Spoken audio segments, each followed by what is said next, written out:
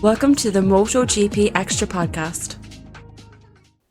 So Motogp was back this weekend after a little mini summer break due to some event cancellations for probably the most famous race on the calendar, the Dutch TT Round 8 of the 2024 Motogp season. Threw up some more surprises, some more injuries unfortunately, some more stewards' decisions, so plenty of stuff to talk about this week. So I'm Rhys, and as always, Dill is joining me to talk about the events of this weekend. So we'll get straight into it with Moto 3, of course. And Moto 3, again, maybe not a classic, you'd say, but definitely a few different dynamics going on. A couple of different people at the front, potentially. Well, not different people necessarily, but some of the guys that have been right at the front, the top two in the championship, struggling a little bit more this weekend. So the spotlight wasn't on them so much, but it was definitely on some of the other front runners that are maybe starting to get some points back on those guys. But initially, the race started off. Ivan Ortola, someone who we had high expectations for so far this season, not quite delivered up to them. Finally seemed to be on some good form this weekend. He got off to a good start for Osato, and obviously Milestone, getting it right, obviously knowing that he was really, really fast, getting away to start with. So I'll pass it over to you, Dale. What did you make to the start of the race? Because those two, right out the block, seem to have the pace and immediately passed the pole to Piqueras and put a little bit of a gap to the rest of the field. Yeah, so it's key to note that Colin Vare spent the whole weekend basically practicing for the race and was on a set of mediums. So immediately it looked like he wasn't on the ball after a big crash in qualifying. So it basically let Ortola and Forasata basically have that initial bit of kind of a glory run where it looked like they were the men to beat. They pulled up to, at one point, I think 2.5 seconds over everyone, but I think lap 4 was the turning point where it looks like Colin Vare's tyres just basically activated, and then he just started taking time back out of them. But at one point we were thinking, are they going to be able to keep breaking away? We've seen it a couple of times this year where they've tried it.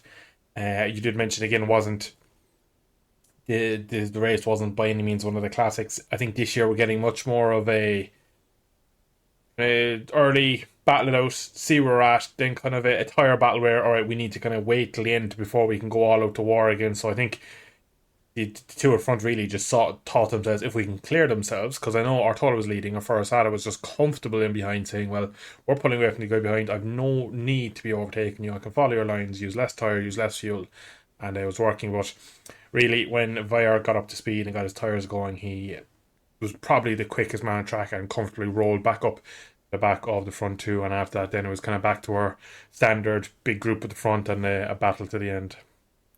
Yeah, I think you called that about right. With obviously this year, I think the Pirellis really have changed the way that these Moto3 races play out.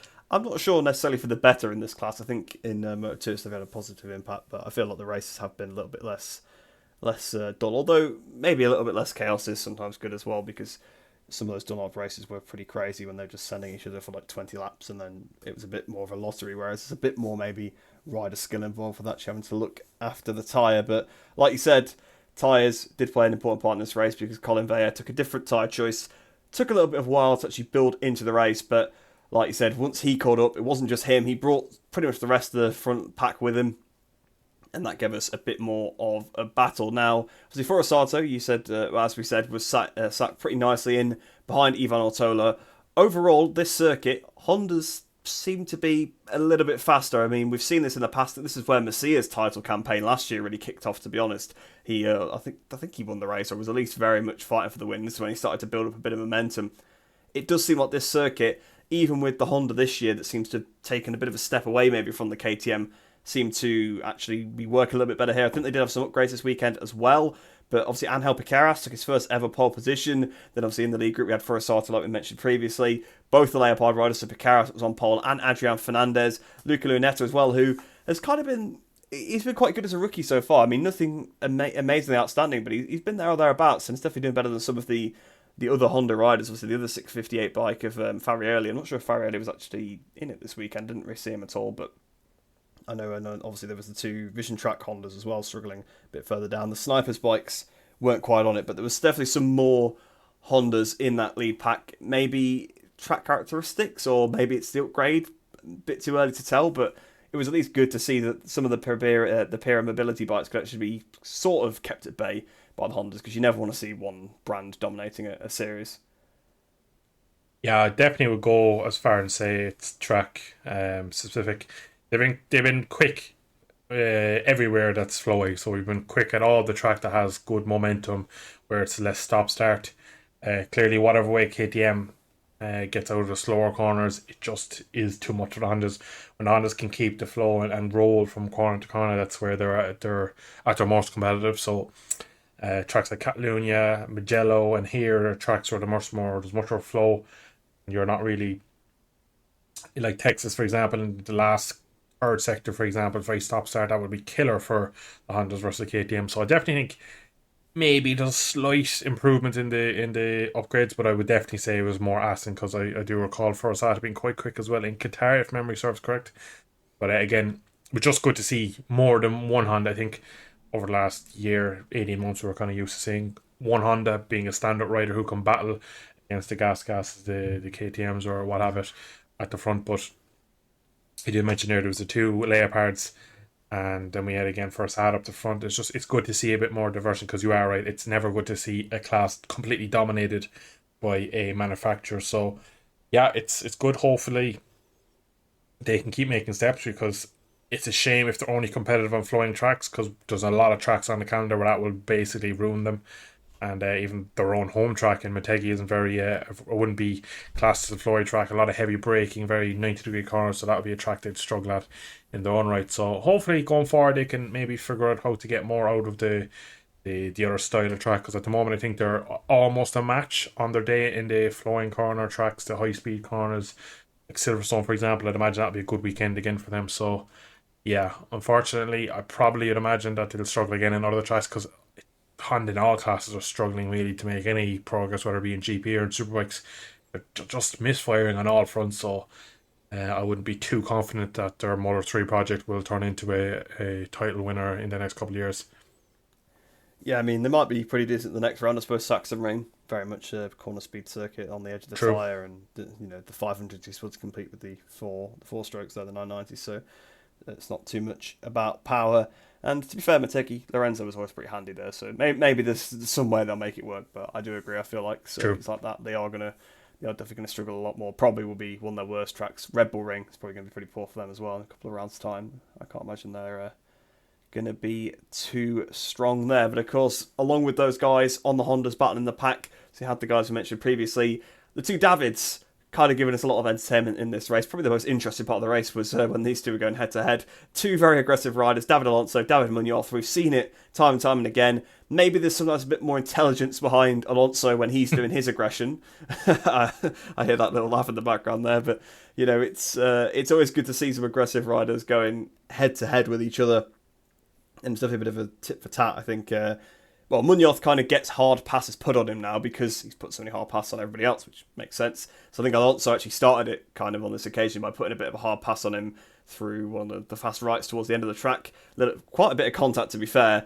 Managed to get the position back. So next lap, Munoz then sort of like rides through his shoulder in the middle sector, and he'd already sort of rode through Rueda kind of in retaliation the previous lap. So he got nerfed out the way, lost the two positions, completely rammed Rueda out the way to get straight back onto the back of Alonso. And yeah, it's again kind of shows how crazy Munoz is. But I mean, at least he didn't knock anybody off this time, so it wasn't anything quite that bad. But a little bit of contact again we haven't particularly seen those two go head to head that much, because Alonso has been pretty clear of everybody so far this year, and obviously he was only a rookie last year, so we haven't seen too much of him really against Munoz particularly. Munoz's not quite been at the races every round this year, although he's not been too bad. But don't know what you make of that battle, but it was probably, in terms of the actual fighting on track, definitely the most aggressive it got, probably the most interesting as well, with those two sort of two proper fighters going sort of hand to hand there.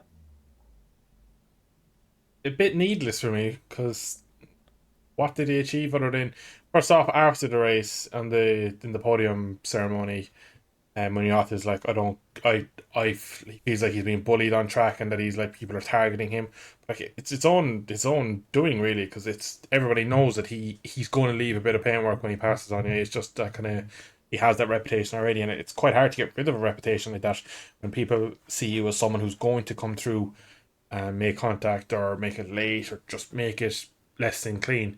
People are going to have that kind of perception about you, and it's not an easy one to change. So for Alonso, again, it's probably maybe a bit neat. Again, maybe he kind of botches the pass and becomes more aggressive because he kind of half backs out of it. Whatever you could say, there's a lot of things you could say about the overtake itself, but again, you need to treat Munoz differently. He treats him like anyone else, where he just tries to force the move, and it just kind of blows up because then going through turn 7 again, it's a ridiculous move from Munoz where, and on the replay you can kind of see that Alonso has to proper shift his bike and his body weight on the bike, and like again, if that's any, there's many ways where that could end in a crash for Alonso. Very quickly, he has to pick himself up on the bike up at probably 130, 40 miles an hour going through there. So, very dangerous.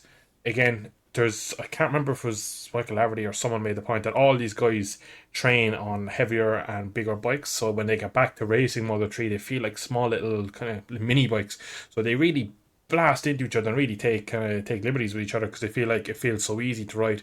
But at the same time, if we go back to Texas when we had that big accident on the back straight, a small incident can lead to huge kind of consequences if a small mishap and a small touch there, a tag of a handlebar there, an elbow going astray. So it'll be something I'll be keeping an eye on going forward. Again, you mentioned they haven't battled each other just because Alonso really, he's been kind of covered really. Any race where Alonso has either been struggling, it seems that even though he's not been struggling much this year, he hasn't really come to blows too much with Munoz.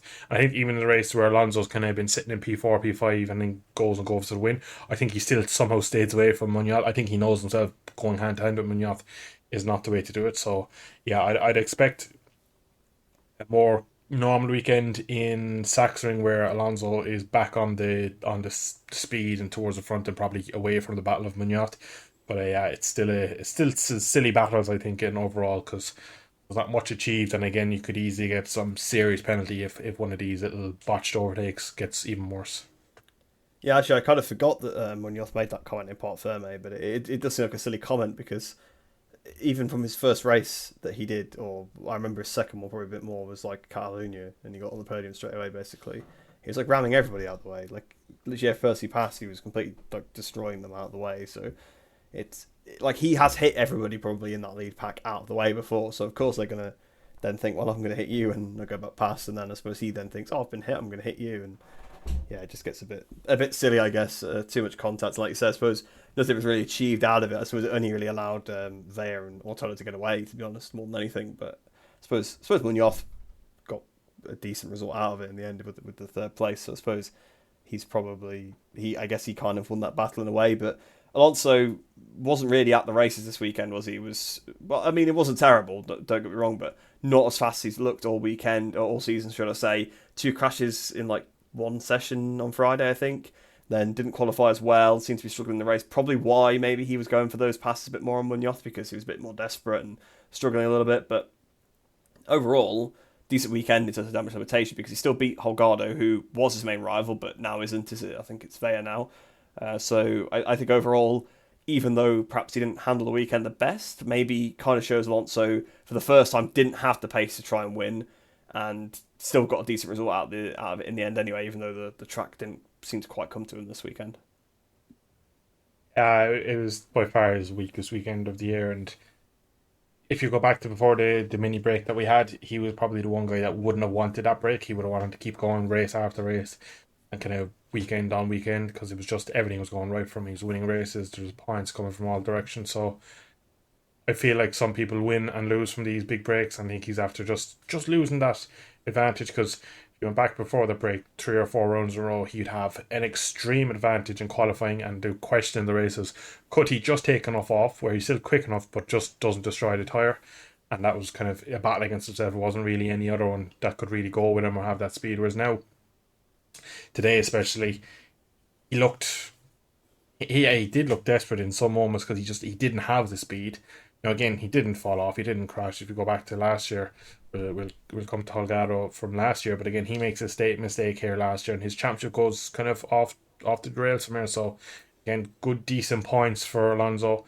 There's kind of the famous quote of, you don't win championships on the days where you're 10 seconds quicker than everyone. It's the days like today where you don't end up finishing 19th after running off the track trying a stupid move in an uncoordinated place. It's the one where you take stock mid race and go, right, the best I can get to is 7th or 6th or whatever it may be. But yeah, it shows, because I've always felt, again, going back to the Jerez where he crashed, it just felt like it was a bit needless. I know it's easy to make a mistake opening lap, whatever, but you had so much advantage, you didn't need that many exact, so make that mistake. So would it be the case that he's under a bit of pressure? Would he push even more and make that mistake and cost himself more? But again, it shows that he has a bit more experience than probably I gave him credit for, and a bit more level head, as he ended up getting to the flag, getting good points, and again, like I said, beat his main rival at the time, which would have been Holgado.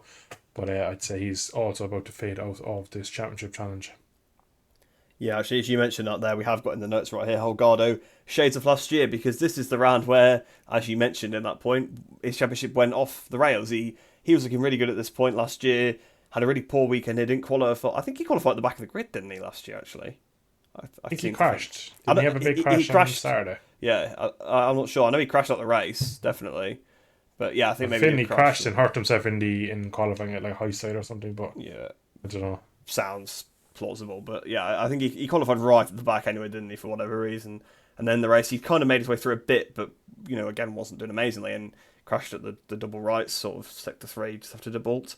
And it looked similar again today. I mean, to be fair, I suppose he's learnt, he didn't crash, but we see this with Holgado every so often. I think we said this in a couple of rounds so far this year, and definitely some last year. I remember Massano last year, I think particularly he was struggling quite a bit, and I don't know if he did end up getting an okay result, but he seemed to just be dropping back, and he has rounds where he just doesn't really have the pace, and you can't really do that against David Alonso and even Colin Veyer at this point, because Colin Veyer is there and thereabouts every weekend, fighting for the win at this point. I'm not sure how.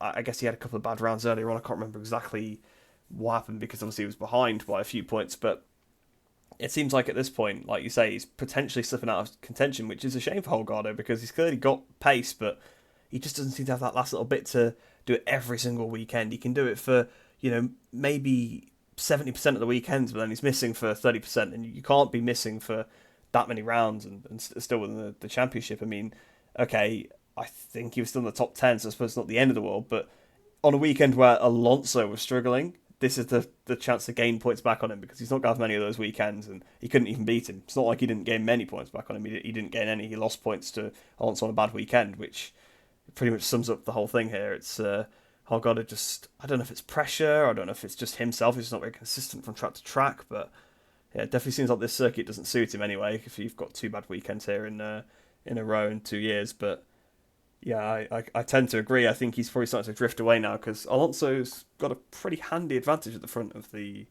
championship now, and of course it's not even to Holgado anymore, it's now to Colin Veyer in second place. Yeah, it just shows what a year can make, really, because we came here last year to this exact round and we were having the exact same thoughts we were kind of saying about Alonso now, where like he looks like he has the advantage, he looks like he has a bit more than everyone else, he seems to be able to put himself in the right positions toward the end of the race, everything was going his way. Came here, had, I believe in it, he got injured on Saturday in a crash, then crashed out of the race, and we thought, look, it's the blip, one blip, we're going to some break, he can reset, come back, and he just never really came back. From that moment on, then his championship went away, and this year it started well, still looked maybe not as equal to Alonso as he would probably have hoped, but at the same time you thought he could still kind of chug along and get himself there, and there'd be mistakes from Alonso. We saw him already crash, so if he could just keep himself in the championship later in the championship year, things get a bit nervous, we go to some flyaways, weather, everything comes up. A championship can be kind of stolen from a rider who looks like he's about to win it. We've seen it before, we'll see it again in the future, there's no question. So you just feel, I think he was 11th today, which is like, it's barely in the points really, like, so Yeah, it's like 5 points, again, I think. It's not like many. Fair enough, if you can have you can't really have bad tracks anymore, because nobody seems to have these bad tracks, but he has clearly some sort of issue with Hassan. But again, is he just really good at the start of the year? Is he a bit of a Lorenzo Baldassari, where he starts the season on fire and just drifts away? Will he be a kind of a top 10 rider for the rest of the year and just not kind of find his form at all? But be a bit worrying, because there was so much hype about him last year that the way he started. Again, he's not in the class that long, he's still relatively inexperienced, but I'm wondering now what that means going forward, because again, there's pictures of him in the pit box afterwards, he just looks a bit frustrated and he just looks a bit lost himself. So he has some time away from the track now, and I think he needs to just kind of take a little reset and try and come back. But again, had a great weekend, and it just looks like he's up against it against everyone else in the championship. On top of Vire as well, who just looks like he just can perform at any track. So yeah, it's gonna be difficult to find a way back into being one of the guys to win this one. Yeah, it's gonna be tricky for him to bounce back because, I mean, luckily for him, I guess there's a weekend straight away. So if there's ever a chance to try and bounce back, it is now. But like you say, maybe he is just a bit of a specialist on those earlier tracks because I mean the calendar's pretty similar every year. So if you're constantly doing well at the start of the season, maybe you particularly like the circuits, they suit your riding style or what have you. But it will be interesting to see if he can fight back. And like you say, he doesn't even maybe have the number of Colin Veyer, who this weekend was looking phenomenal across the whole weekend. He just lost the race at the end. I mean, we need to talk about that sort of little last lap battle for the lead, I guess, but a kind of almost just, I don't even know what to call it, but it wasn't even really an overtake, was it? It was so bizarre. So Colin Veyer, obviously, all weekend looked phenomenal, was doing laps on his own, like you said earlier on. Qualifying, has the big high side, still manages to get on the front row, on the count of his first lap, so that was really good. Builds into the race slowly, doesn't get beat up too much, drops back a little bit, but comes back through, bridges the gap that was caught up, takes the lead, and then obviously with the two Davids battling, really gets a bit of a gap, pulls away, and looks like we're going to see a home victor here, which the first time, I think they're saying that's like the first time since like Hans Spahn in like 1989 or something, so it's been a long time if that's the case. So it would have been great for the Dutch fans, but all of a sudden, the last couple of laps, Ortola fastest lap, gets the gap down to maybe half a second. He's still thinking, just another good lap from Veyer here, should be enough, should be able to do it. Then right at the end of the last lap, Ortola's right there, and it's like this could be a dive bomb into the chicane, and then he's passed him before he even got to the chicane. I'm not sure what happened, but seems so weird to me. It was fantastic last few laps from Ortola because he's been looking pretty decent all weekend, but to bridge that gap that Veyer had put when Veyer was so strong really was fantastic. And then I don't even know what happened. I don't know if you know, Dill, but how did he lose I don't understand how he lost the position so early on. Did he just brake really early? Like, because he didn't want to run wide? I guess he didn't know maybe how close Ortola was to him, but it just seems like that's probably like one of the most rookie errors I've seen since, I guess Edwards at that chicane, really. It seems such a strange incident. So I did hear on the live feed that as they started the last lap, Veyer's team put .6 of a second back to Artola. Now, I can only believe that he's basically on his dash in his head thinks I have .6. He'll relatively know coming into the last sector how good his lap has been, and he's probably just overprotected and he's not coasted, but he just made sure not to blow the chicane to go on the green, and he's just maybe got in his own head and somehow managed to kind of just get confuffled where, all right, must not brake too late, must kind of keep the line, I'll just defend it slightly, but also brake nice and early just because I'll be taking the inside line. I'll have to make sure I know I'm getting the green. And I think it's just a kind of accumulation of that, as well as Artola risking everything to go for the win. But I still agree it's a weird one.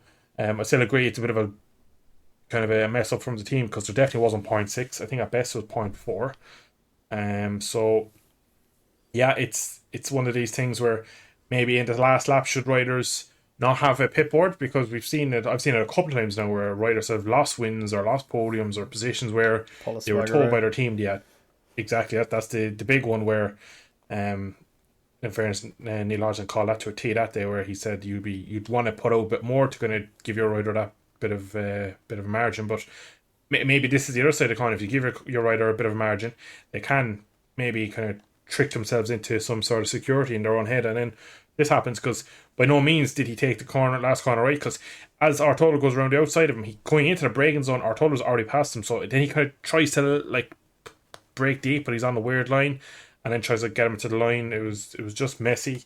Overall his race was perfect, picked the right tyre. Now he did say in his interview after the race that last 3-4 laps his rear tyre was pretty much done for, so again, maybe we don't see it, maybe he gets a bit of a slide coming through the penultimate corner that costs him momentum and he just gets levelled from Artola. But it's just the way Artola seems to have so much on him into the corner that you're just thinking like it's a big mistake from Colin Veyer, regardless of what he done. It's an interesting one. Again, as maybe the week goes on, we might hear more about it, exactly what he did wrong, because I can't really see, other than him just being completely too slow into the corner, I don't see what is the actual issue, because as you see him coming through the penultimate corner on the way to run down to the chicane, there doesn't look anything to be wrong other than him just getting walked past by Artola. So It's an interesting one, and I would like myself to know the reason, but at the moment we don't have any concrete answers for it other than just maybe lapse of concentration, a mistake, taking it too easy, thinking he had it, or I'm not too sure because all of them just don't fit kind of Vira's kind of AO really. You just think that he's so kind of serious and straight faced that he wouldn't kind of relax until the job was done. But those home race kind of pressure on that as well. Maybe I'm not too sure really, but yeah, it was just overall it was just a strange last couple of corners.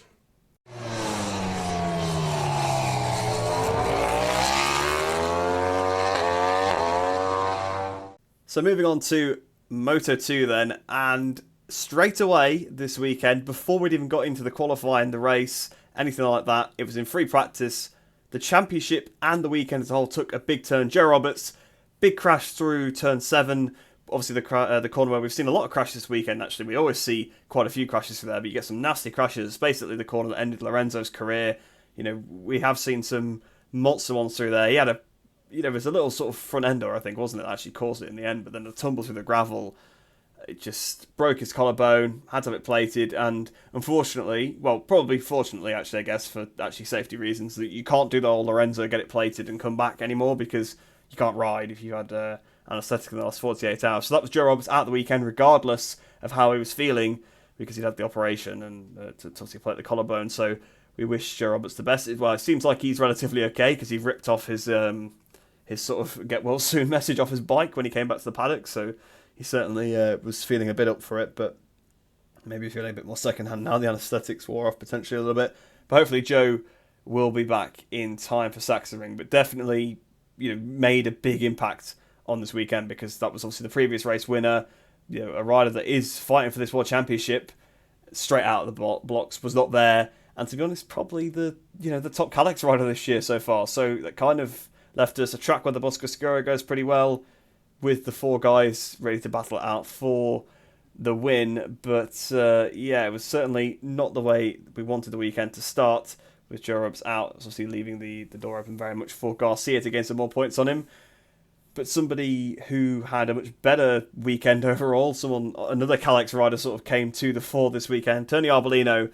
Finally, we're getting a chance to talk about him this weekend. We've not had a chance to talk about him all season at all, except maybe in a negative way. But Arbolino this weekend, green shoots at last, a much better overall result. Top 5, I think his first top 5 of the, well, definitely would be his first top 5 of the season, wouldn't it? So, yeah, it was really good to see Tony back up there, because he's been in the doldrums. So, like I was saying, the Bosco Scuro seems to be the bike to beat, but there was still some Calexes up there, and Tony was right up there. A bit more like the form we haven't seen from him since back end of last year, really, when he was sort of finding a little bit of form after the dip mid-season. But yeah, just they've kind of been all lost at sea. Whilst his teammate as well actually was also out this weekend, because I think he had a crash at the same corner as Joe Roberts. So might be, yes, a mixed weekend for them most certainly. But it was really good to see Tony back at the front, because it's been weird to see him struggling so much this season so far. First off, it's Joe Roberts. Obviously, best wishes to him. Hope we see him back in Sachsenring. He looked quite well in the paddock, but it's quite easy to walk around with a plate in your shoulder, other than trying to ride a bike. Because there's one thing you need at Sachsenring is to be kind of fit, mobile. You're hanging off the bike for so much that lap. You're on the side of the tire. You'll have a lot of upper body strength kind of being used, and you're going to fatigue quite early at a track like that. So having a shall we say, kind of a weakness is going to play against him. I don't know how it really affects his championship, because he's had such a good year so far. But I think Garcia and Igor now, and Hermine is quick, but he's not consistent enough. We'll get to him in a minute. But the 2 empty helmets Oscar Scorers are absolutely, they seem so consistent, so fast, that I wonder, was Joe always going to struggle? But after losing 25 and 16 points to them respectively, he's going to have a tough ask coming back. And again, he probably won't come back to Sachsenring fully fit. So that's 2 rounds, 50 points available that he's going to probably not get the best out of. So like, it wouldn't be out of the question for him to take maybe like a 35, 40 points out of that kind of 2 weekends. So there are big points missed. So we'll have to see if he makes the starting grid, if he passes the fitness checks at Saxering, I hope he does for his sake, and I hope he can have a good race weekend, and hopefully that is the week off and everything kind of helps him out. But it's a shame. But on to someone who's having a much better weekend, for want of a better phrase, Arbolino.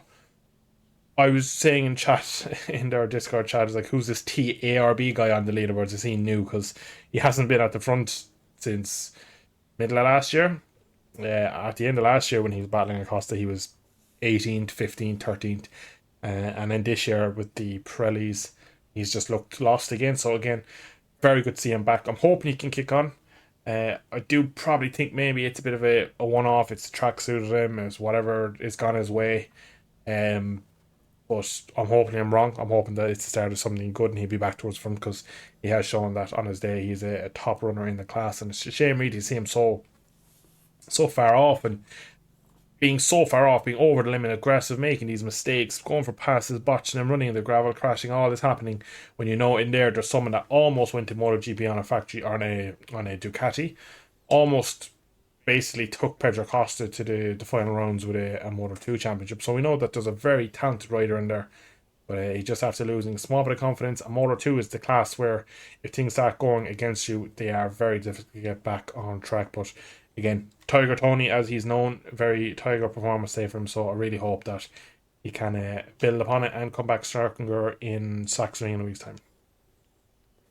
Yeah, hopefully it will be the start of an improvement for him. Hopefully they'll start to kick on, because it'd be good to see some more riders up there, because obviously we've had the same riders sort of so far this season, which, you know, is generally how it works out. But you do get Moto2 can kind of be a bit more random throughout the season, just because of how close the categories are. But would be good to see Tony up there. Maybe a few more of the other top guys from the last couple of years that are struggling, because it does seem to be quite a few guys really, like Canet and Dixon, and you know, some of the guys that have been performing the last few years struggling a little bit this season. I know Dixon, I know Canet, of course, obviously got his first win earlier on in the year, but he crashed out again today. So yeah, it's and he's been struggling a lot the other rounds. So it'd be good to see maybe a bit more of a mix, because it's actually almost seemed to turn around now that it's just the same bike at the front, but it's now a different bike every weekend. So the Calic's always winning. It seems to be the Bosco Scuro, but the main guy that we thought was going to be the champion this year, Fermin Aldeguer, once again making his life much more difficult for himself. I can't believe that we've seen this exact scenario play out again, but it was... I was going to say it's pretty much Catalonian Mark 2, but of course he didn't crash this occasion. But there's been 3 races, at least I can think of this season, where he's had long lap penalties for things that obviously was completely his own fault.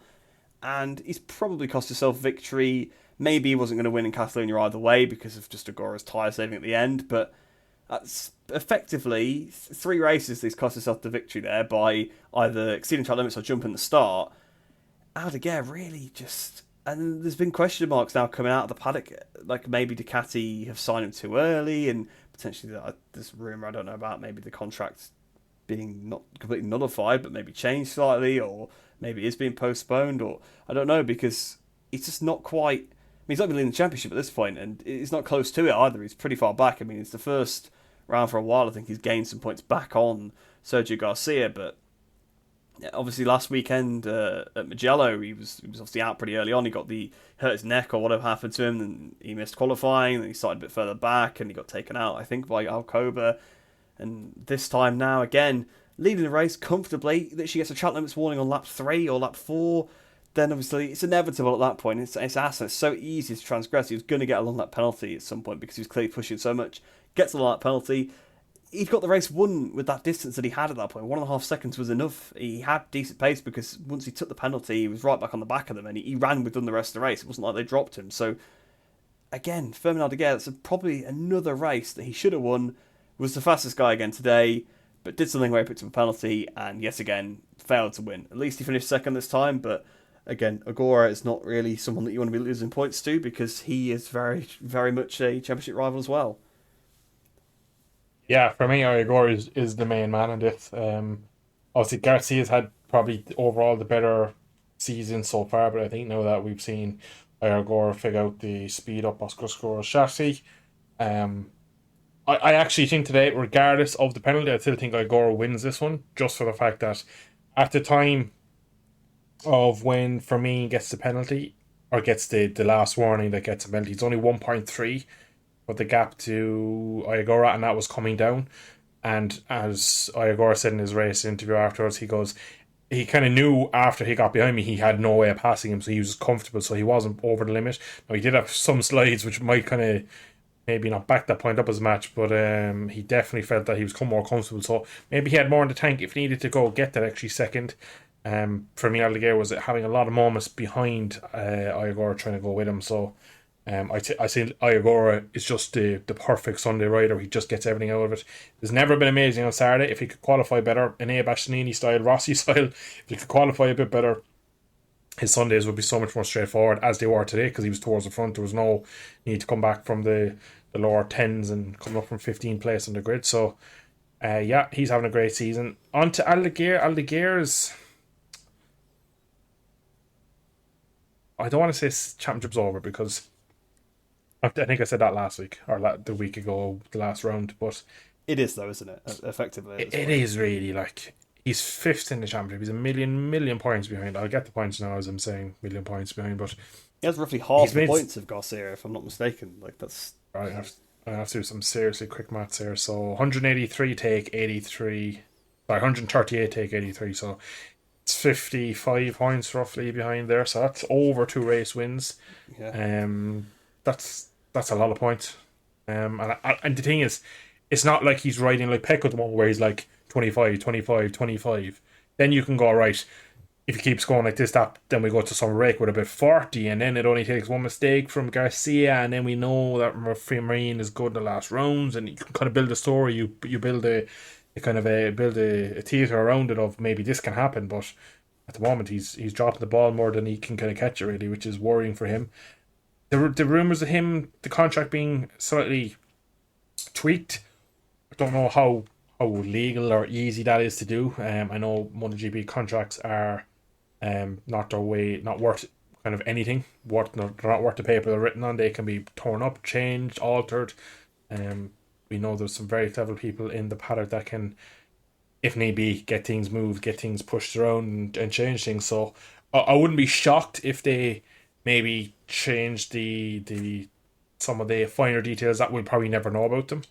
I'd imagine there's probably maybe is there some sort of performance clause in his contract if he doesn't win the Moto 2 title this year, he doesn't get a GP25, because I've seen in some news outlets that he's basically confirming himself to be on a GP25 next year.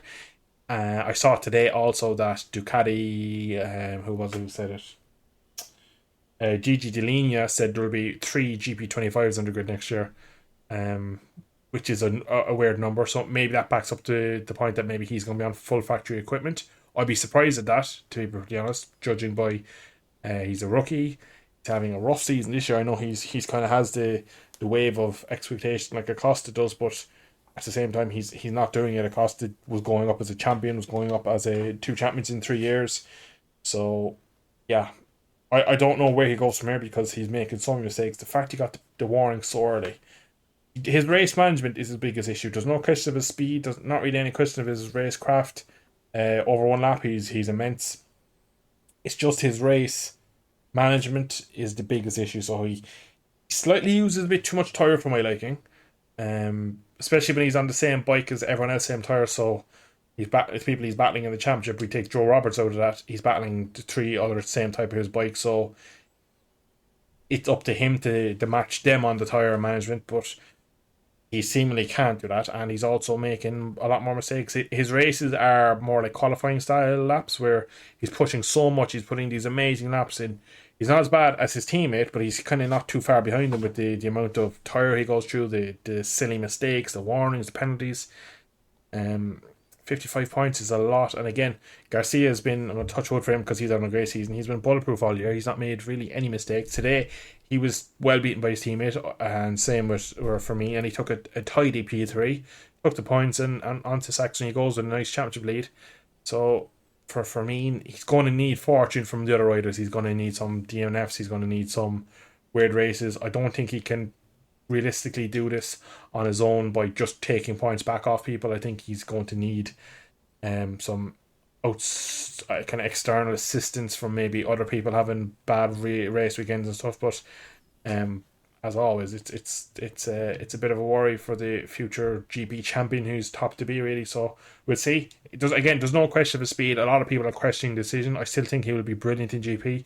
Just this year, I think he's probably started the year with, I'm going to GP. I'm gonna absolutely walk this championship. I'm going to make these guys look silly. I think he's probably come in with his confidence, and he's probably trying a bit too hard to kind of make up for the mistakes, and he keeps making more mistakes. I think it's just that kind of loop that he's stuck in where he's just getting caught out week in, week out with these small little mistakes that end up being costly for him, and he's definitely cost himself a lot of points this year with these small and needless mistakes. Do you think it's similar to, remember when he first sort of showed up and he got like the pole position at Termas and he was sort of like fighting for the win? Obviously, he got unfortunate, but then after that, there was all the buzz about MotoGP contracts being offered to him, and then he kind of dropped off the ball after that. Do you think it maybe is the fact, the pressure and kind of expectation that it not coming kind of causes him to make mistakes more, maybe?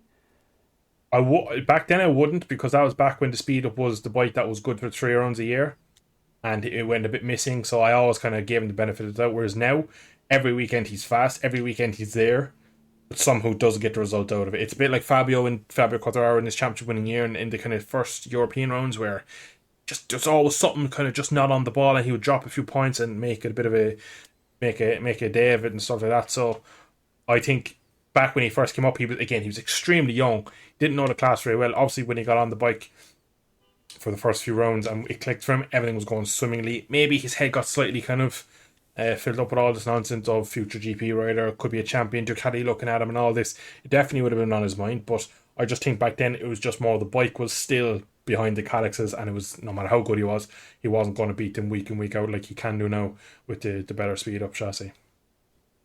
Fair enough. What Fair do you enough. think? Yeah, I mean, I guess I could kind of see that to an extent, but also like throughout that season, Alonso Lopez was delivering pretty consistently. True. Across that season. I think the days of it being inconsistent are kind of gone. I think they were even sort of starting to go then. It definitely still was a little bit more that way, but it seemed like generally it was getting better. I think also that team has always had very up and down riders, particularly like we have had seasons where it's looked better over the course of the whole season. Like even back to like sort of when Sam Lowe's was on it, like he made it fairly regularly up there. So I think it did depend on the rider, but I feel like you kind of had to have it in the right window. Now it probably has a bit more of a wider window, but yeah, I feel like maybe it did get to him a little bit because it wasn't like it was obviously he wasn't new to the class, but he wasn't new to the bike. He'd done a season already in CV before that, so it wasn't a new bike to him. And obviously the European circuits weren't new to him either, so very much if you're going to jump from one class to another, European Moto 2 to World Moto 2, there isn't, that's probably the smallest jump between the sort of the classes that you can have, because the equipment is identical. A lot of the tracks are very similar, and same with I guess up to CV Moto 3 to World Moto 3, but even still then I feel like the racing is a bit different, so I feel like overall that's probably the two most similar classes. But yeah, I mean maybe I do agree a little bit. It perhaps was down towards the inconsistency of the bike, but maybe the Dunlop tires as well just does, because it seems like soon as the Pirellis have been bolted onto the Bosco Shore, they've just been so much more consistent and faster. yeah, I don't definitely think the chassis has made like a massive step forward. I think it's just underneath them that tire compound is, or that tire manufacturer is just so much better suited. So I think it's still probably this as well. To be fair, that too, yeah. That's I think it's the full package: better riders, better suited tires, and everything kind of going their way really. But I always felt on the Dunlops it was a Calyx championship, and no matter how good you were, I know Alonso in fairness did quite well for a lot of that season as well, but he also did crash out of a lot of races as well. So maybe as he's doing at the moment, was he just using so much tire to be there, and then kind of spend his tire, because at the moment he clearly has not figured out how to use a Pirelli tire. But yeah, it's interesting really, because he was so fast when he came in. It went off the boil. Everyone kind of looked over him for a while, and then the end of last year, bang, bang, bang, straight back to GP. Talk is all there again. Yeah, it just shows how fickle this paddock is, doesn't it? Really. Yeah. They change their mind. Just you flavour at the moment, then you're nowhere, and then this guy's pretty good again. I mean, that's pretty much what happened to Quartararo. Really, everyone was talking about how good he was, Moto 3, and then he sort of disappeared, and they took a punt on him in Petronas, and now we couldn't imagine MotoGP without him. So yeah, just it does show how these things work. I mean, to be fair, Iagora, he kind of knows that very much as well, sort of being a bit hot and cold. Obviously, was almost win the championship a couple of years ago with the boneheaded move at Sepang, I guess, pretty much sealing the fact he didn't. Kind of had a really rough season last year, wasn't really there at all, but then all of a sudden seems to now be back after a few rough rounds here, and seems like potentially, like you say, could be the championship favourite, because that's 2 wins out of 3 or 2 wins out of 4. So he's definitely picked up, a lot more form. Like you said, maybe he's finally got top of qualifying, starting on the front row this weekend, actually being up there, just given that opportunity to try and win the race. Managing the tyre clearly better than everybody else. I mean, you'd see on the grid, he's got the best tyre consumption at the moment in the Moto2 class. Like, it really is starting to come together. I don't know the exact points between the 2 empty helmets riders, but it's not a lot, I don't think. It's not like Agoro's had a terrible season compared to Garcia, and he took 9 points out of him today. That's not an insignificant amount. It's not, nothing to sniff at. And I got to say, like, hats off to empty helmets, because they're a very relatively new team to the entire paddock, really. I mean, I know they've been around in CV before, but they got double win again today. They've had, I don't know if they've done the double win before, but they've had 1-2s in Moto2 a few times. It is a brand new Moto2 team now. I think, I guess a lot of it probably is still Pons, that was the slot they bought. I imagine probably a lot of the staff maybe stayed on and stuff like that, but a different bite to them. Pons aren't winning races though. Yeah, last year that's true, very doing true. But I think that was more down to riders than anything. But there you go, I guess. But yeah, that's a good point. They weren't doing this, so clearly this team is just doing so well. I mean, as a whole, like even Garcia today had a bit, maybe you'd say a weaker race. He's burnt his tyre out, but he still finished 3rd place.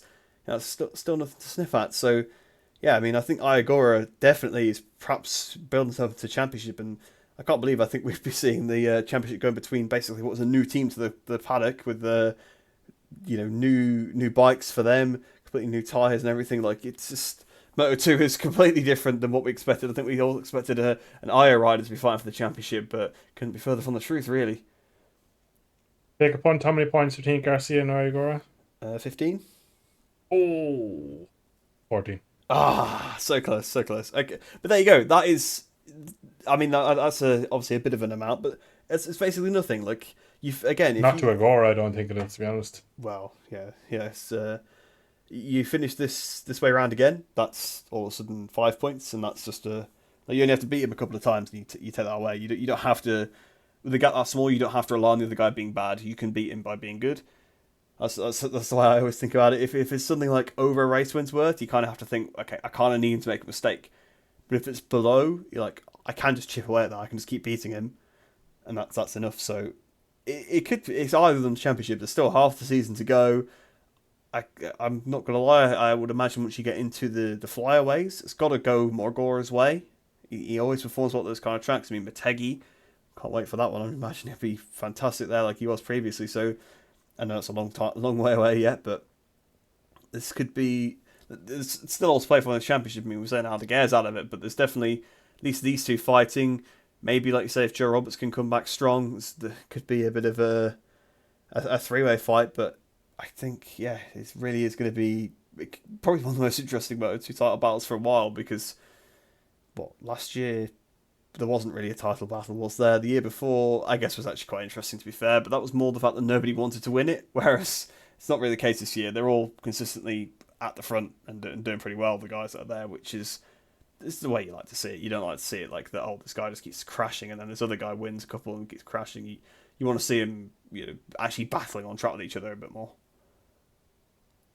Let's just hope Sepang we're going to get to track cancellations, and let's hope Sepang gets cancelled, because then I'll read a bit easier about the rest of this championship. But I don't think Arbolino is going to be winning. So yeah, true. Yeah, true. I mean, maybe if he keeps his form sake, up, but yeah. Yeah, but Iagora is looking fabulous. He's actually completely changed his rider style. He's very open about that. He's changed the way you remember him on the Moto2 with the Dunlops sideways on entry. Bike was so unloaded. I couldn't bear watching him, because every time he entered the corner, I was like, he's going to go wide, he's going to crash, he's going to do both. But he'd make the apex, he'd make the pass, he'd whatever. I remember him versus he didn't always Lopez make the pass. Versus... True. 99.99% of the time. Yeah, and that 1% cost him a championship. 0.1%. When he won a Motegi, was he up against a Lopez and who else?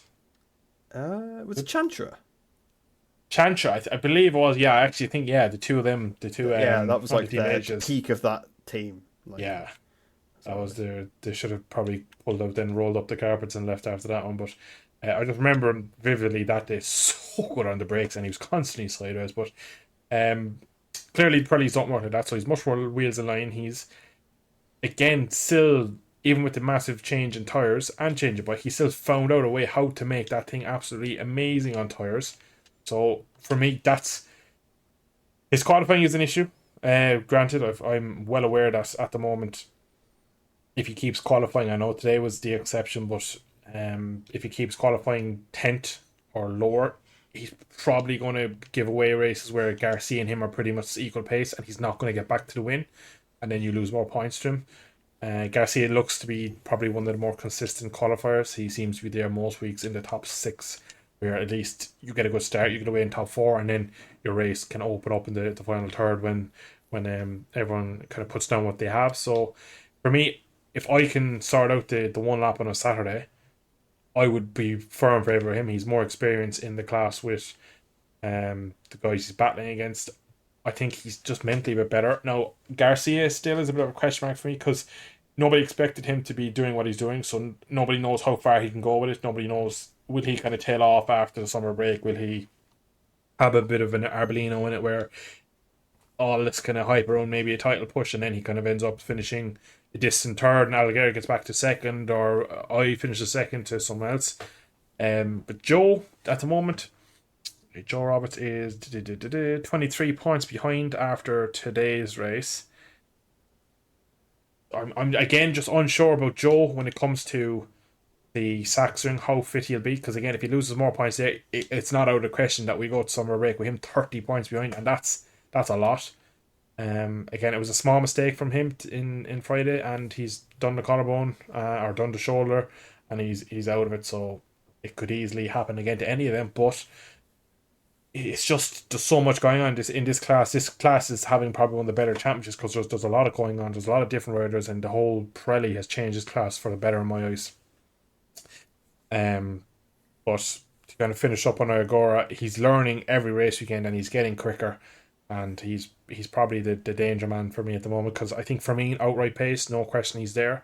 Garcia is probably the most consistent over kind of the whole weekend getting the result, but I still think when it matters, he's the guy in the class that can do the damage. But yeah, it'll be interesting if they close up further after Sachsenring and we go to our summer break when it comes back, then how the title plays, because at the moment it looks that Iagora has the form and he's taken into it. So if he wins again, or if we say he takes points off Garcia again in Sachsenring, I'd imagine that will be kind of the traits and the storyline we'll see for the rest of the season.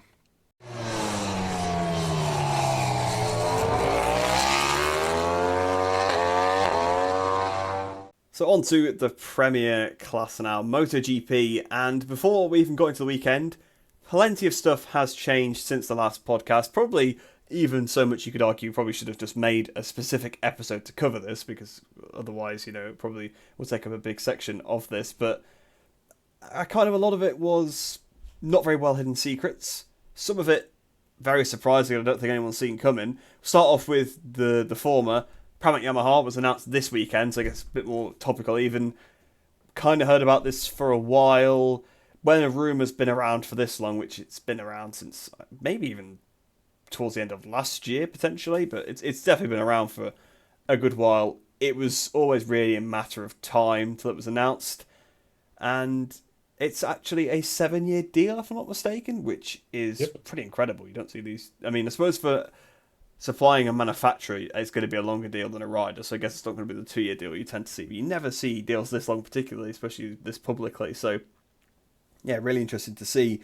And a bit of a roll of the dice there for the Pramac team, because they're kind of hoping that Yamaha are going to improve. Sounds like it is going to very much be the KTM style of satellite support, in terms of it's going to be like another factory team. It's going to have all the technicians in there. It's going to have the same spec of bike, so it's going to have all the upgrades arriving at the same time.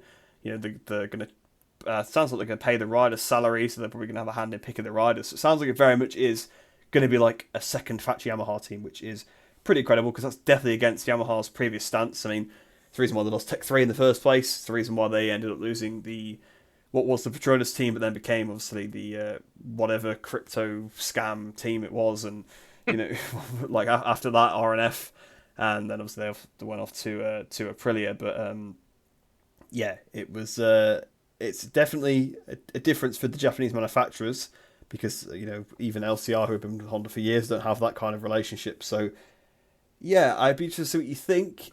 Definitely seems like an interesting decision because they're giving up the best bike on the grid for the second worst, but maybe they're just banking on this new rules set in a couple of years' time that they'll finally make some strides. I mean, Yamaha will probably improve a bit close to the front, but I can't see them surpassing Ducati within the next couple of years because Ducati just have such an advantage over them. For me, it's massively due to money because I think it's worth nearly 10 million a year for Campanaria and Pramac. So there's always the money side of it. I think Pramac as a whole feel a bit kind of let down by Ducati that Martin was let go. We'll come to him in a minute. I also think they believe massively in the project at Yamaha. The fact that Yamaha are now basically admitting we need 4 full factory bikes, fully supported, all the data, all hands to the pump. They know that Pramac is going to, or whatever the second team was going to be, they knew that it was going to be very well supported and very well kind of looked after. So I think a lot of teams would have actually jumped at the opportunity of that, knowing what was kind of on the table for the Pramac offer. Again, they will have a kind of a joint effort in Moto 2. I'd imagine it'll be the VR46 Master Camp will turn into a talent kind of breeding ground for the Yamaha boys, similar to the way the IR Red Bull KTM team is for KTM and Honda Asia, to Team Asia for the HRC manufacturer. So they're kind of taking all the boxes of bingo for a top GB team. They've definitely changed their ways. We talked about how Fabio signed recently, and he was saying how the culture is changing, everything inside the place is different, and we're coming at it differently. They had a new engine this weekend and stuff, so again they're constantly on the move, and out of Honda and Yamaha, Yamaha are clearly on the move, so on the right path anyway, should I say. But I think it works for everyone because I think in 27 Yamaha will just make an actually jump forward. I think we both kind of agree right now you take the wings and all the aero fairings off and you take off the ride-out devices and you let them race today. Yamaha and Ducati aren't that far apart. Maybe Ducati still has something, but I think that the 27 rule set is really to reel in Ducati, KTM and Aprilia, and the other manufacturers then can kind of come back into it. So I'd imagine Yamaha will be right there in 27, and again maybe not kind of 2008 2009 level, but maybe 2007 where on certain tracks the Yamaha is the bike to be, but on the power tracks the Ducati still walks it and it has a nice battle throughout the year. But I think Pramac's done a stunning job getting that deal, because now that we know some of the dealings, at the best year there's other teams out thinking, oh, we probably missed a beat there, not maybe picking up Yamaha to take our team forward. But yeah, I'm happy to see 4 Yamahas. We're going to lose 2 Ducatis. We'll have 4 Yamahas, 4 KTMs, 4 Aprilias, and 4 Hondas. So we'll have 6, 4, 4, and 4. So it's much even split on the grid. So it's a win-win. Yeah, I mean it's definitely good to see that there's going to be a bit more of a spread of bikes because, again, like you say, the extra data is so important these days, and it's clearly why they've put so much into the deal. And yeah, I actually forgot to mention about the Moto2 team, and it's definitely changed their strategy because Yamaha previously, bike is good, any 250 or Moto2 rider will want to jump on our bike, so we don't need to have a young talent pool. Now, you're in a position where no one probably does want to jump on a Yamaha, so they are going to have to try and bring their homegrown riders through, so it definitely is a bit of a change of strategy. And yeah, I think it probably will just be the Master Camp team because, well, that really hasn't had its intended effect, I don't really think, so far. But it's basically what started off, it was Kubo and Gonzalez. Then they got rid of Kubo and put Nazani in for some reason, not really sure why. I still like that move. Yeah, this guy that's like struggling to not finish last in World Superbikes, let's put him into Moto2 because clearly he's going to be really good in that. But so they dumped off Kubo after the season. They dumped off obviously Nazani. Gonzalez got frustrated and left. So far they've not transferred any, and they've now got Alcoba and Sasaki. Sasaki's having a terrible season. Alcoba not doing too bad, but again, don't see him really as a MotoGP level rider. So yeah, so far It's not really working as a junior team for them. So we'll have to see if they actually make that step when it actually comes to the partnership from next year. But we'll have to see. And it'd be interesting to see Pramac on the side of a Moto2 bike, actually. That would be pretty cool to see. I hope it is the case. I imagine probably will be, but we'll, I guess we will see. But that was also the big team news of the bit of a break. Well, it wasn't even really from the break. It's from this weekend. But over the break, it got pretty interesting, didn't it? Well, a lot of it started literally the day after the race, basically, when it was the test. It seemed like, there's not going to be any news today. The test has been rained off pretty much. And then someone from Aprilia has to scramble to get the printer back out the box that they packed it away from to print off a contract. Because straight away, it was kind of... I don't know about you, but the feeling after Mugello seemed like, Martin has definitely got the factory Ducati seat. And then it gets announced that he's actually got a factory Aprilia seat because Ducati have decided to keep him. Then it pretty much seemed like from that point that clearly it was obviously Marquez was going to have the factory Ducati seat. So pretty much on that day, both of those were confirmed. Obviously, we'll come on to those in a minute. Then a few days later, probably this is more of the surprise for me. Don't know about you, but there've been rumours about Enea Bastianini going to the Gas team for next year. So that one wasn't particularly a surprise. Gets announced Viñales is leaving Aprilia and going there. And Bastianini's going there. So they're going to be joining Tech 3. But it's no longer going to be a Gas team. It's going to be a Red Bull bike. So it's basically going to be the same livery as the main team. It's going to basically be treated as like a 4-rider team with all the support. They're going to like share a garage. So again, completely sort of left field.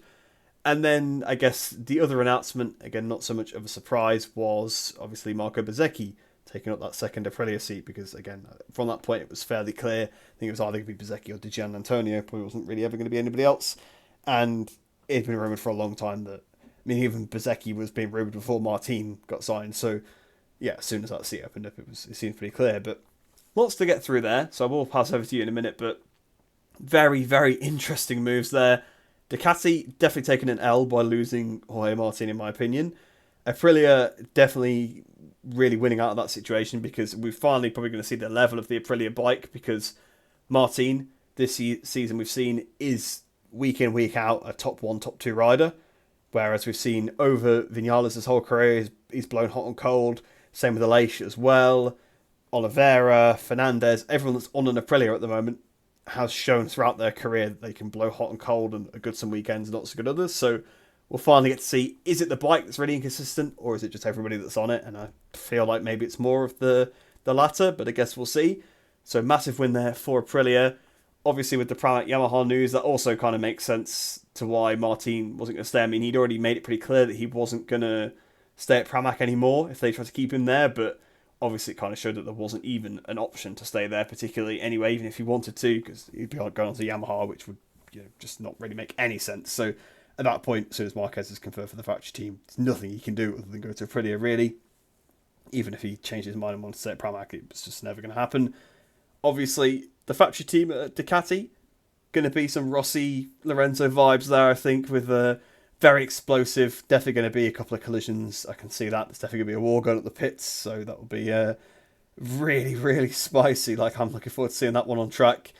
And then, I don't even know what to make of the KTM lineup. I guess probably the strongest overall lineup on the grid. If you look at the 4 riders they've now got, I feel like I think Bastianini will go pretty well on it. Viñales, I think, will probably be really good a couple of rounds a year and not really be anywhere the rest of the time. So we'll have to see. And then Bezzecchi, don't actually really know where to rate him because he had another torrid weekend this weekend. Has had a terrible season so far. So it's hard to say, is last year the flash in the pan or is this the exception? Difficult to say because he also had a lot of crashes in his first season in MotoGP as well. So it's not like the crashes are completely new this year. But I think we'll probably make a decent number 2 to Martin and probably will be able to maybe try and find his form, and good for him to obviously be in a factory bike. But I'll pass over to you to see what you think about all those. But lots and lots of moves announced in a very short period of time. Some of them we knew were going to happen. Some of them not so much. But I'd love to hear your take on maybe how these are going to play out. There's been so much said there, I don't even remember what to start with, so I'm going to go to recap it my own way. All of the transfers, just talk about them in whatever order you want. I didn't know, yeah, exactly. Didn't know whether to split them up or just to speak all at once. I thought, I'll just get them all in there. At this point, I don't know, have we talked about Pramac Yamaha? Did we talk about, I can't remember what we've talked about at this point, so forgive me if I start repeating myself. Go back to Moto3, yeah, exactly. So, Sasaki, anyway, so... Sorry, we didn't... Yeah, I know that's how far back I was going because it was like a 20-minute pause there for me. My brain's not. Anyway, to save the listeners their prayers, Ducati have basically done a Thanos of we gotten the best rider of the generation. What did it cost? Everything. They lost a team, probably going to happen anyway. They lost 3 proven race winners, as well as probably is Jorge Martin the only man you would think over the next 6 years. You go Who's the Jorge third Martin. Well, there'll be Pedro. Or who did? Well, Bastianini proven race winner, Jorge Martin proven race winner, and Bezzecchi proven race winner. They've all won multiple GP races. Right, yeah. Okay. Yeah, fair enough. So I feel like they haven't lost Bezzecchi, though. I feel like Bezzecchi's just left VR46. Don't think Ducati really have anything to do with that. true, yeah, true, but Because you're not going to promote a guy that's not barely finished a race so far this year. 100%, definitely, yeah. But they've still next year they'll have 3 proven race winners on enemy territory on enemy bikes. True enough, yeah. All in a like. Put it this way, right? If you're Marco Bezzecchi and they've just signed 31-year-old Mark Marquez, 32, 31, 30, 31, somewhere in that range, Somewhere. for a 2-year deal, you're thinking, right, I'm 25, I'm 26, 2 years' time, I'm 28, 29. What if then my best days are in terms of contracts are behind me? Do I want to wait till then? Or do I want to do like a Petrucci where I'm nearly towards the end of my kind of prime going to the factory seat of Ducati? I think he's done. I still think the Marquez signing for the factory team has affected how Bezzecchi says. Because I think Bezzecchi would have stayed if there's a kind of a pathway from VR46 to either Pramac. Obviously, not going to happen anymore. But if there was some way he could see himself alongside maybe Pecco in the factory red, you'd see he'd probably stay around to try and take it as way Jorge Martin had. So I think straight off the bat there, they have lost the 3 of them because of Marquez. So they have put Marquez on the factory bike and lost the team and lost 3 race winners, which is huge. They've lost 2 bikes, which is going to be big for data. They've also lost 2 current gen bikes off the grid, which I think that'll be as big of a miss as the actual 2 bikes in general, because that's only half the data they have of the brand new bike that will always need a bit more work at the start of the season. So we might see it start next year that Marquez and Pecco slightly off the boil, ever so slightly, like we did maybe with Miller and Jack Miller and Pecco Miller and Jack, exactly, and Francesco and Bagnaia in 2021 is when they started Port. 22 maybe 22 when they had the engine. Quite honestly, yeah. So Bagnaia just lost every season pretty badly. Yeah, he does. He started this year decent enough, and it was okay, but it wasn't great. Yeah. His standards was pretty well, winning the first race, but they probably have done absolute bits. They've gotten 2 potential future world champions. I rate Bezzecchi quite highly. I know you were saying there, decent rookie year, amazing last year, and then this year he's gone missing. I think it's just I think this year he needs to it needs to be just written off for his CV. I think it can happen where riders and bikes and tyres just something happens this season. We saw it end Davi's career. We saw it end Tom Lutey's career. It can happen where that's 2 very very interesting examples. Interesting examples, but it's true. It's the same. I know. Could have said Martin from a couple of years ago. It's probably a bit closer to Bezzecchi rather than Tom Lutey. Yeah, Tom Lutey completely couldn't get on with the Moto 2 tyre now change. That was the first one to come to my head. So still valid. It did end his career, didn't it? Effectively, 100%. Yeah, because he literally had nothing after. Yeah, he had nothing after that. So, I would write Bezzecchi's year off this year, and I think next year on Aprilia he will go very well. I think. Trying to think back to his Moto 2 days, he was kind of silky smooth, and I remember in Moto 3 when he's on the KTM, he was very good at the high speed flying track. So I think an Aprilia, an inline 4 V4 Aprilia kind of style bike will actually suit him. So I think that would be very good next year for him. Jorge Martin, I think could win on pretty much most bikes in the paddock. I think he is, in terms of outright straight speed, there's no one probably on his level. I think Pecco is well more rounded than Jorge, but the outside speed. The KTM one, the KTM don't have the talent coming through in my eyes. Like, if you say you're trying to put a new up and coming rider on a KTM for 2026, we'll say, who are you looking at? Like, Vietti isn't there yet. Onto Alonso, you're gonna have to dip into like Moto3 for that. Like, it's yeah, like there is though. That's why they keep like just churning through all the riders they did have. That is true. They were churning through everyone until they got Pedro. Now they have Pedro, and Pedro's in the factory team in 25. But now their wake of destruction is kind of caught up with them, and now they have kind of no one in the pipeline. So signing it's like Red Bull in Formula 1 a few years ago. They churned through everyone, got Verstappen. Exactly. Literally that exact same.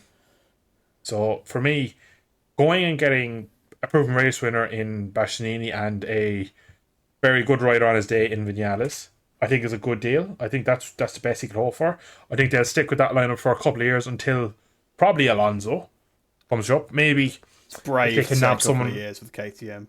Not gonna lie. Yeah, you could see Vinales trying to blow it up at Spielberg again. Like, you know. Yeah, jeez, I hope he doesn't do it at the home race. Jesus, please no. Oh my God, he wouldn't get out of the place alive. But I completely agree. I could see another Zarco with Vinales going there. I really could. I just think that's like, people are on about, fourth bike he can win on, fourth bike he can race on maybe, but I don't see him winning or podiums. I don't see him putting their arm around him. That's 100%. I think like proper fallout will happen there with that one. But the Bastianini one, I like that. I think he's a brilliant rider. He frustrates me a bit, the fact he can't qualify. But again, I was watching him today in today's race when he fights back. We'll eventually get to today's race. I know I'm also going on for weeks on end with this one. But today he was brilliant the way he comes back through, and he's so good. Maybe that's what KTM needs, something a little bit different. We have the outright speed of Brad and the kind of superstar that is Acosta.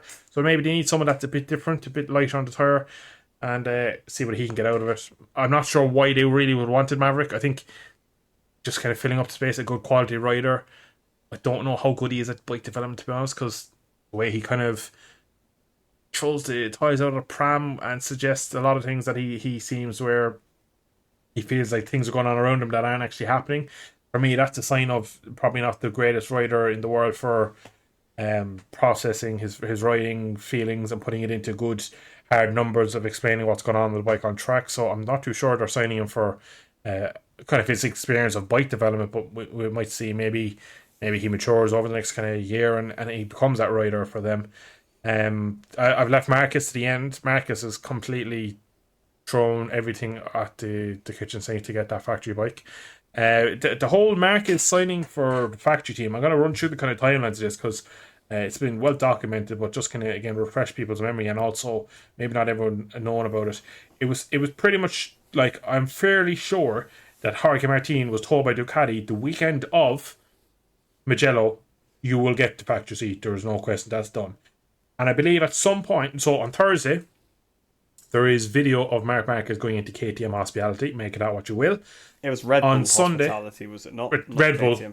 Red Bull, KTM. Which I think it was something to do with KTM. I think it was Red Bull because I remember people saying that, and I'm pretty sure it was. I think it was Simon Patterson said it was the Red Bull one, not KTM. So it's kind of normal for him to go in there. Maybe. But okay. Yeah, so again, but yeah, I suppose you know it. That if you were going to meet with Pit Byer, yeah, that's it's an where excuse you'd to go meet him there, isn't it? Like, I bumped into him in the Red Bull Hospitality. Yeah, 100%. It would be. It's better than Rossi hiding under the table back in 2003, for example. Yeah. There's a lot of people out there probably won't get that reference. Google Valentino Rossi signed up for Yamaha hiding under a table. It's a very funny story in his book. It is. But from the start of that weekend, then there was talks that maybe KTM would shift Brad back to gas to make room for Marquez alongside Pedro, the super team in Red Bull KTM colours for 25. And on Sunday, it literally looked like after the race, Marquez went to the caddy, called him factory seat, I'm gone. And I think the images of him going into Red Bull or Red Bull KTM Hospitality, by the sounds of it, judging what you said, Red Bull, that it was overall a strong arm, and that was well public. Again, it's hard in modern day times to kind of get around unseen and get in and out of back of buildings, but you don't go in the main door if you don't want to be spotted, and that's what he did. So I definitely think there's, like, Marcus doesn't do anything without a reason. He's very similar in that kind of Valentino that everything's for the show, for the cameras. He controls everything. He's the puppet master at the moment, and he's Well, remember controlling the everything. T-shirt he was wearing on his Instagram story the day it got announced? He took a selfie. It said like factory pilot on it before it got announced. Exactly, like, so he does. He's He does he's a a bit of modern trolling, day, doesn't he?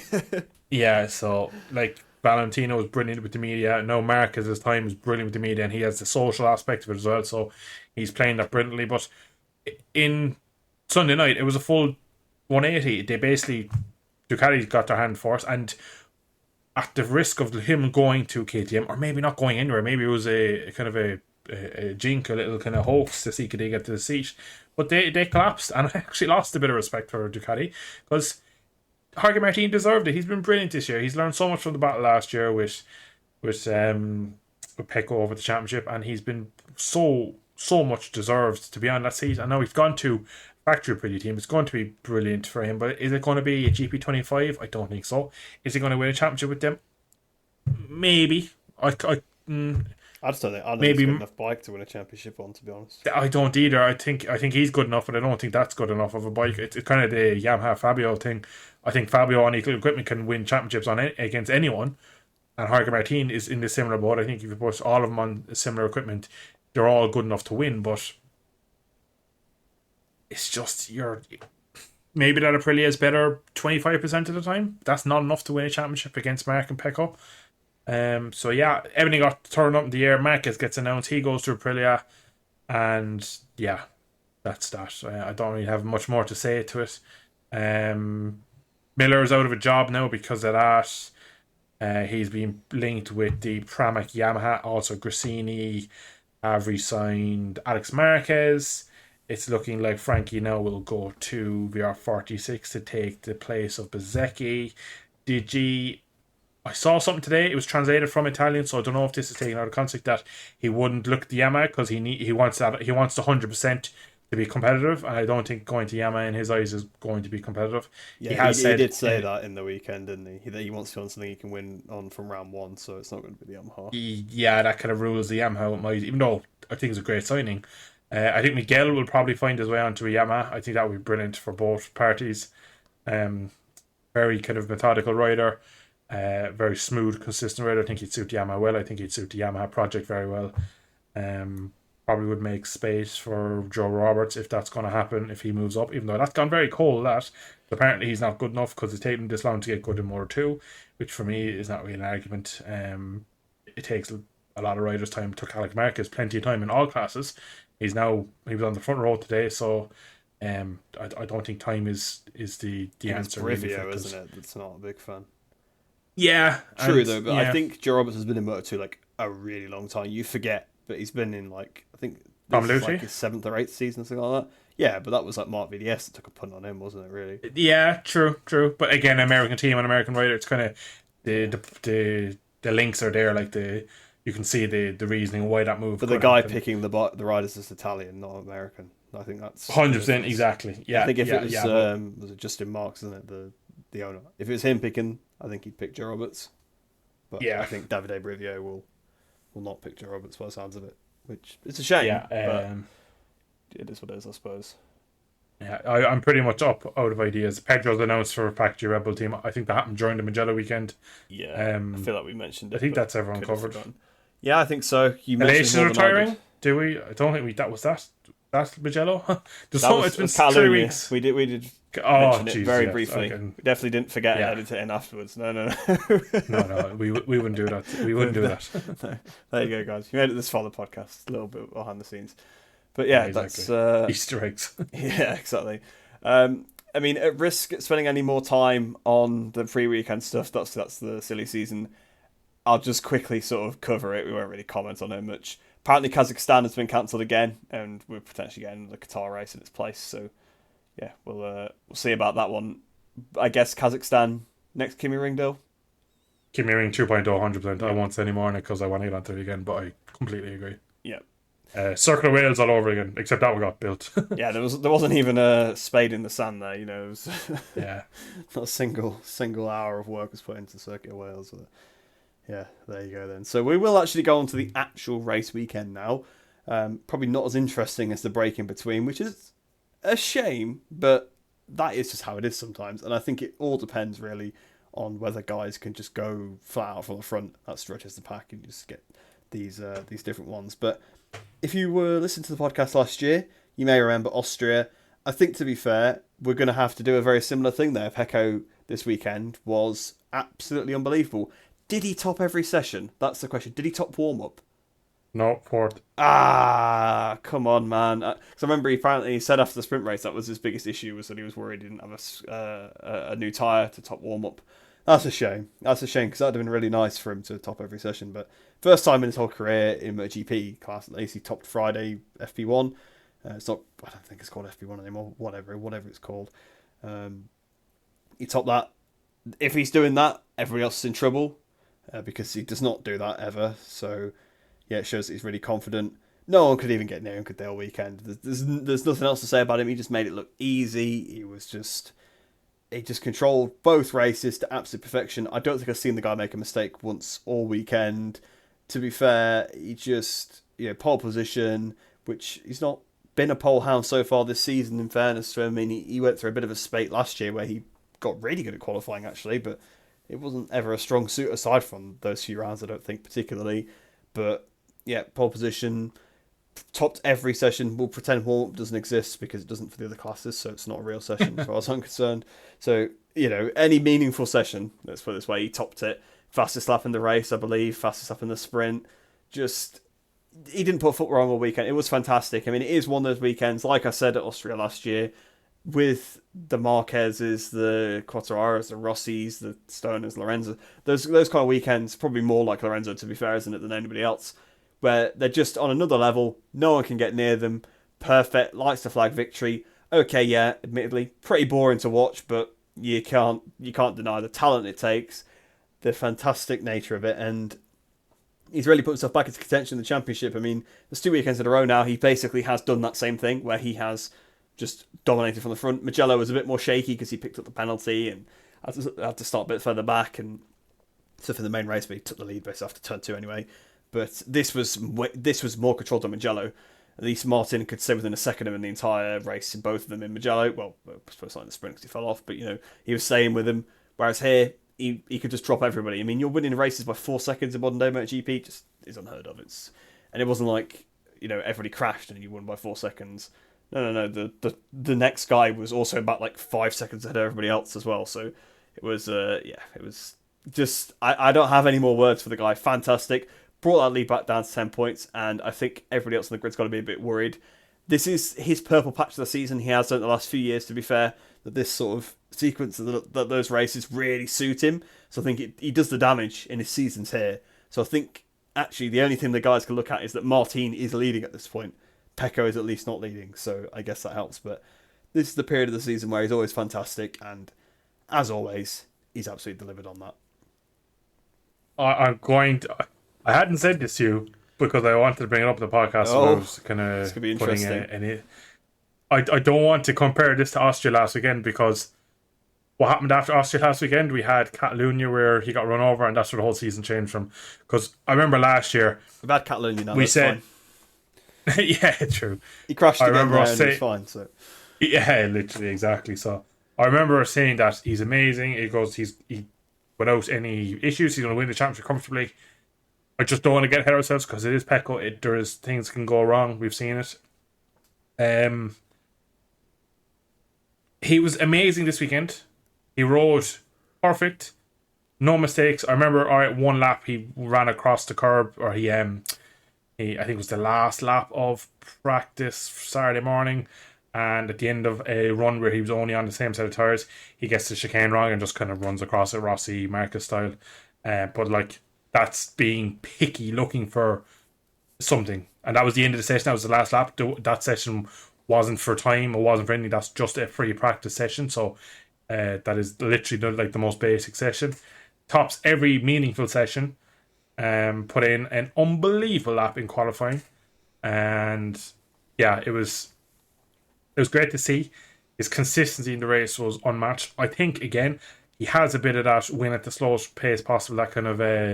who said that? That was the Frenchman of... Prost Prost was that.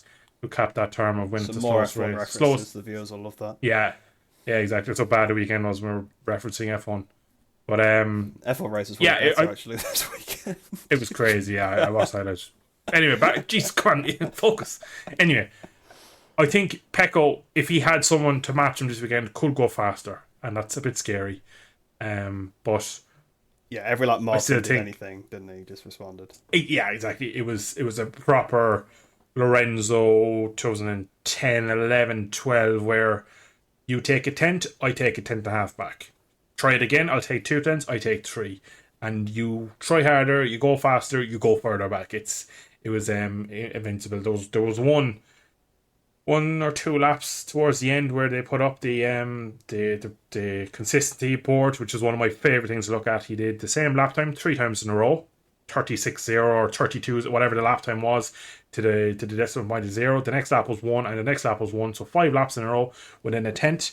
That's just Aston with the wind on a full tank of fuel. I know towards the end the tires going off, you don't have much fuel, but like to do that, that's outrageous, absolute outrageous. So he's he for me is, if he can consistently do what he's doing now, he's putting himself up there with the Lorenzos, the Rossis, the Pedrosas, the top riders of modern day MotoGP history. He's equal Stoner's win rate on the Ducati of 26 races. He became one of very few people doing 3 races at Assen in a row on the GP class. Doing Agostini was someone else I can't even remember. Doing was the last one, but it's not many. We were having this discussion earlier, weren't we? We were trying to figure out how Rossi hadn't done it. Yeah, but Rossi was like win 1, miss a year, win 2, miss a year, win 2, miss a year. But yeah, Rossi should have done it many times, but for many reasons, obviously didn't. But yeah, shows how impressive this is to do. Even Rossi could. Yeah, exactly. Yeah, and like you used to say Rossi domination, you think Aston, you think Mugello, and like it's a track that he hadn't won 3 in a row. It's like, so that says all you need to know about how impressive Pecco has been. I've kind of run out of words for him. I kind of hope he can keep it up. Obviously, it kind of makes the race a bit boring, but I just don't want him saying making these silly mistakes that we saw in Catalonia and we saw in Portimao and stuff, because he's so much better in this. It just frustrates me when he doesn't live up to what he can do, because on his day he's everything as Rossi was, where he's clinical on the bike, he's this happy-lucky kind of enjoyable character off the bike, and he's clinical on the bike when he's in this form, but he just has that slight chink of can make a mistake out of nowhere, and that just, I don't want to get ahead of myself like we did last year. Well, I personally got ahead of myself, I believe, last year when it came to the situation where I felt like he had the title wrapped up, and then we went to Catalonia and he doesn't win the sprint, high sides in the race, gets run over, and then has a much different second part here. Gets his championship, but it was a lot more difficult than it should have been. And I think this year with Marquez on a Ducati as well, if things go astray and Marquez gets momentum, things go different.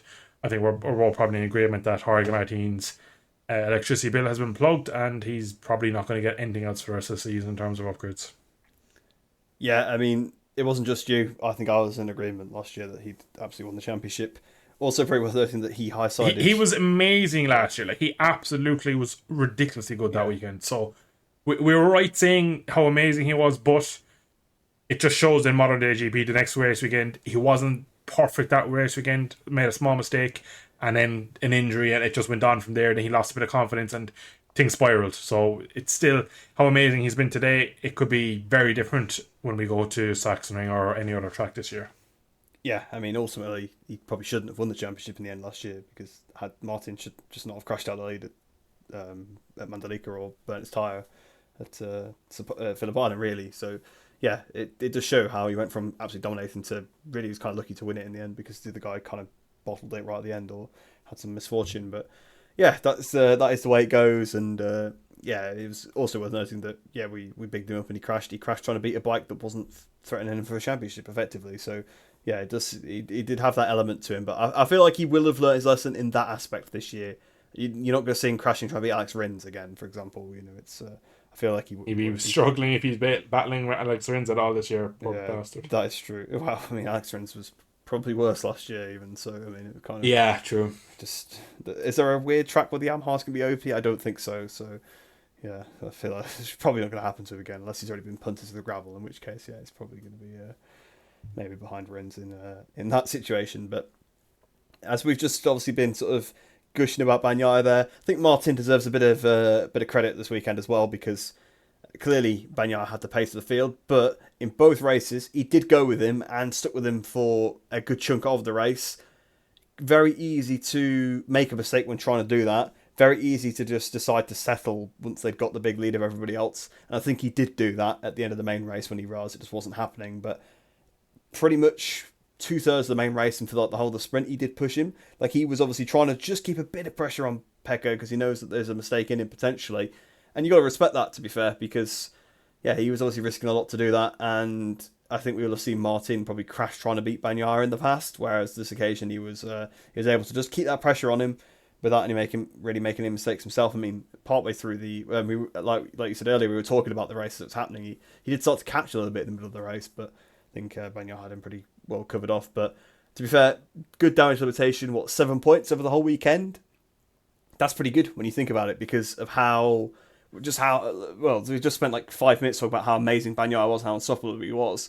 And yeah, he's had this great weekend, but he's only gained 7 points on Martin.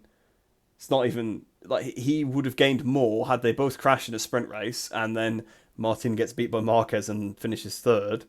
He'd gained more points from that. So it does kind of show, that even with a fantastic weekend like this, you actually can not gain that many points, and the damage is done earlier on in the season. So it is one of those things. But I think good weekend overall for Martin. Good damage limitation, and heading into Sachsenring next.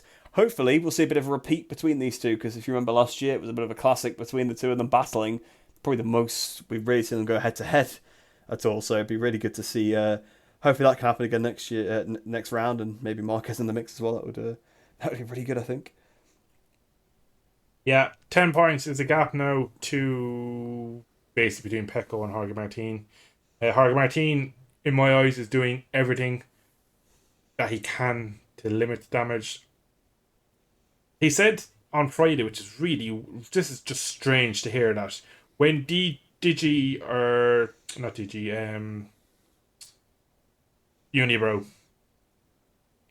Gigi. Sorry, Delinea. Gigi. Yeah, when Digi Antonio said, "Mate, you're not going to fetch Ducati." when Gigi's told me to come tell you.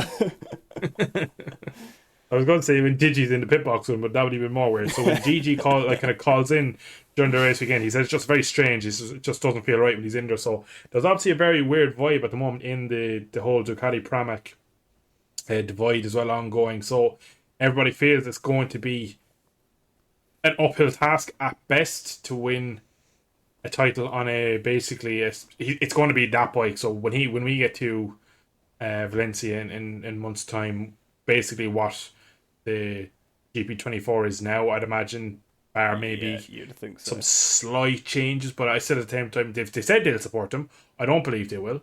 Nobody has ever supported anyone ever. They said they were signing him into the factory team. That's probably enough. Yeah, it's true. Exactly. Yeah, he's not going to get that new start device that Pecco's got. That's for sure. Yeah, that's already 1-0 to Pecco there, because whatever that was, I don't think even Bastianini has that, to be honest. I think that could be set up on Pecco, to be honest, because he was the only one seemingly doing it, whereas when the KTM's got it, the two of them. Well, Bastianini's leaving too. He's not going to get any more upgrades either.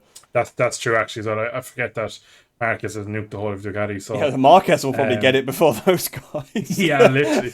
Imagine. So Jorge Martin is doing the best at what he can do. I just still think it's probably going to be a little too late, too little over the season. Really, it's going to be a near impossible job to beat. But he's on a bike that's going to be controlled by the manufacturer. If they want to play with it in their own way, they can. The team will be technically winding down with Ducati and making a switch. It's all small things, but I still think it's going to be enough to be the difference for him not to win the championship. For me, satellite teams don't win championships. I think this year is going to be the same. Simon. I still think it's yeah, exactly. Yeah. But yeah, I still think it's going to be too much. I think he's been brilliant this year. I think he's been shafted heavily by Ducati. As much as Mark is on a factory bike, raised a lot of eyebrows for the sport and gets a lot of eyes on Ducati. I think Martin would do better with it, and maybe not better with it, but I think it was more deserved. The work he's done with them, and he's been with them since he came into class. And I think Ducati are taking a bit of a risk letting him go, because if the rule changes in 27 change a lot, and we'll say Aprilia get the rules perfect, it's no question that Martin has the talent to win a championship. He nearly did last year on a satellite Ducati. He still could do it this year potentially. It's going to be difficult, but it's not out of the question. Stranger things have happened. Yeah, I mean, we have had some really weird twists over the years, so it's potential. I mean, the bike's still good enough. I mean, you get upgrades over the course of the season. They obviously do make a difference, but the bike is still so good at this point that yeah, you could potentially do enough. But 10 points, not a big gap, so probably is going to be an uphill task for him. And like you say, the personnel support and stuff like that, unless the Yamaha engineers start coming in and trying to engineer his Ducati for him, which I don't think they'll let that happen. I'm probably hoping he probably hopes that doesn't happen because they might go backwards. So took him back to 2021 lap times, but yeah, but I think definitely going to be a bit of a tide change in Ducati, and it will be interesting to see if Marquez does actually get any upgrades now over this period of time, because initially obviously it was sort of said that he wasn't going to get any because of course the contract he was on, but they probably do want him to get some of them now for the obviously just to learn for the development for next year's bike. So it'll be interesting. Maybe he'll get some of the parts. Would they risk it? Giving him more speed against Pecco? If Pecco can do this to Martin for the rest of the year, would they want to put a grenade of Marquez into the championship battle? Would they like it that he struggles a bit more? But I think the factory team probably they obviously rate Pecco more than they rate Martin, because otherwise they'd be teammates. But does limiting both them bikes to control the championship, that Pecco kind of not walks it, but he gets all the good stuff and nobody else has an opportunity? Maybe like him and Frankie, because Frankie's more likely going to stay in the manufacturer, and maybe Digi get some of the 23s to do it that way, because like you don't like, but I say you don't want to have Marquez and Pecco having another Portimao when Jorge Martin is in such firing form that he could take it and run with the championship. So do they kind of limit both the other Spanish riders to aid Ducati and Pecco? Maybe, I don't know. Maybe I'm a bit of a cynic in that sense, but you're probably right. You're probably right, to be fair, because you know what it'll be. They never admit it, obviously. It'll be the Alex Barros style. As soon as Bagnaia wraps up the championship, there'll be like a GP24 wheeled out the back of the factory garage, painted into Grassini colours, with the 23 engine in it. Go straight to him straight away. He'll be really dominant at Valencia randomly. But yeah, I think you probably are right with that one. It would be maybe if like Bagnaia is pretty far ahead, they might do that potentially, because they will want his input for development for next year, of course. But maybe they'll give him parts at tests, but then not giving them for the races potentially. Maybe that's how they'll operate it. Although I don't know if there's actually any in-season tests left now. I don't think for Ducati, no, because of the concessions. Yeah, so there you go. They might give him some bits for his V4R, maybe. Yeah, Bautista reckons this is great, mate. Give it a go. No. Yeah, but we'll have to see how it pans out for the rest of the season, I suppose. But got this point here, it's a little bit sort of misjointed, because I'd written this in terms of talk about Pecco and Martin for the sprint, but then the same things apply for the main race. But we'll talk about it here, because we'll consider before we go into the main race that obviously Aleix and Lorenzo Savadori, so Savadori's walk on this weekend, so two Aprilia riders there, both got injured. I don't know if Savadori got injured in the sprint. I'm not too sure. Yeah, he crashed in the sprint. He did, didn't he? Yeah. Out of the race, yeah. Yeah, because I have a feeling it was turn 7 as well. Yeah, so I might be tricking me. I don't remember him crashing out the sprint, but I remember him. I know the announcement sort of came that he wasn't taking part in the Sunday race. So I know it kind of must have happened, but I didn't know maybe he'd done it in warm up or whatever. No, it was definitely the sprint, because they both went to the hospital together. Yeah, because I couldn't remember him crashing, but Aleix, literally with 2 quarters to go in the sprint, crashes, pretty fast corner. You don't want to crash there. In fact, Vinales did almost a very similar thing in the main race. Actually, they're running wide. Obviously, the Aprilia not maybe liking that section when there's a gust of wind or clipping the curb or whatever. I think Aleix was probably just trying to take too much speed, though, to be fair, and just lost the front. But yeah, obviously he hurt his hand. It's pretty apparent immediately that he'd hurt his hand. Turns out he's broken it. Savadori's really done a bit of a nasty injury, like your spine, the bits that sort of stick out. Apparently he's like done a couple of those at the bottom of the vertebrae, so not a very nice injury at all. So I wish both of those guys well, but that put them out of the main race. So yeah, it was obviously worth noting, because it did change things. Well, you know, with all the respect to the Savadori, I suppose it didn't change much for him not being in the race, but Aleix, you know, is still somewhat of a front runner, so he definitely would have played some sort of part in the race. So it's definitely worth mentioning that one before we got into the main one. But obviously a bad weekend for those two guys. I've got down here not a very good weekend for Marc Marquez, and yeah, obviously after everything that happened, I think that's pretty fair to say. Looked a bit. I kind of expected him to be quite good here because they always say Aston's the rider's circuit. I know his record here isn't great, but he has actually pulled a Honda that did not really work here, 2 victories in the past. I remember, was it 22, where he'd qualified quite badly, but he had a really good start and made like a lot of positions on the opening few laps. Might have actually been 21. Actually, I think he probably was 21. But I can't remember exactly. But so he's won here in the past. I know he's gone somewhat well here when he perhaps shouldn't have done.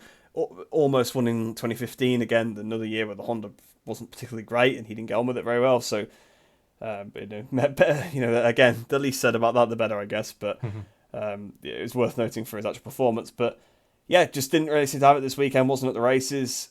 Didn't go out in Q1 like we've seen him do a couple of times this season, but almost probably would have been not better if he did. But it was those weekends have turned out being better actually for him than this one did. Weird. Well, in qualifying it was a bit weird. It was like Moto 3, they're all waiting up because they wanted a bit of a reference. Marquez had waited for, I'm not sure who it was, but as he did it, Aleix sort of squoze his way past him as well, which I don't think he wanted. So then Aleix was in front of him on his lap. He tries to pass Aleix into turn 7. Again, this corner cropping up a lot this weekend. And yeah, he goes in too fast, loses the front. They were the commentators saying it was really egregious. I don't think it was that bad. I mean, it was fairly far back, but you can pass from quite far back there sometimes. It does depend. I think he overloaded the front, but it wasn't like ridiculously silly. Like it's qualifying at the end of the day. If you're trying to pass someone, it's going to be a bit of a lunge to try and keep your lap time up. You're going to just try and carry as much speed to the corner as you can. So yeah, it was maybe a bit silly, but it was all because he'd been waiting up before. That's where the real mistake I think occurred. But obviously, that was it. His session was over at that point. So that put him, row 3. So he had a bit of work to do in the sprint. Actually had a decent start, got to a decent position, but was in the pack a bit. Very silly error, just clips a curb, turn 2, I think it is, technically. And down he went. So that was his sprint ever, no points there. Then in the main race, he didn't really do a lot wrong. Actually started a bit higher up because of Aleix's absence. So he's actually on the second row. Again, makes a pretty decent start. Passes a couple of riders who's up into P3 pretty early on. Didn't have to pace the GP24 guys, the Martin and Bagnaia, but nobody else did, so that was never happening. But seems like a team error on this occasion, not having the right tyre pressure in, or some sort of sensor or something, but clearly they miscalculated the tyre pressure. He weirdly let through Di Giannantonio, which seemed a bit weird at the start, but we will say it here, Dill called it very well. Straight away. Well, we were trying to discuss it, but then he clocked it. He clocked it a long time before the pundits did. So don't let them take credit for coming up with it. It was Dill that noticed it was to do with the tyre pressure. So he lets Di Giannantonio through, sticks on his back wheel to build up the pressure. Apparently, he pretty much had about done it, but the fact that he got nerfed out the way by Bastianini just lost him that bit of heat in sector 1, and that was enough to just be like 0.01 psi under for too long. And so not only did he have to play silly games in the race, which I think cost him positions, I think he could have probably finished third had it not been for that, having to sit behind people and not run the right pace. He then got a penalty. The penalty he was trying to avoid, he then got anyway, and so he finished 10th. So overall, what's that? Is that 6 points, 5 points from the weekend, something like that? So yeah, not good, especially when Bagnaia is picking up the full set and Martin's not far behind him. After what was quite a strong weekend at Mugello, all things considered, not the best way to follow that one up. I mean, he'll be looking forward to the next race, I would imagine, but even still, he could have done without a crash in the sprint, definitely. But they can't do a lot if the team have made a mistake with the tyre pressure. But again, his weekend plays out differently if he qualifies in the front row. I think like he has the chance to maybe try and sit one of those two guys up and then make a bit of a race of it with them.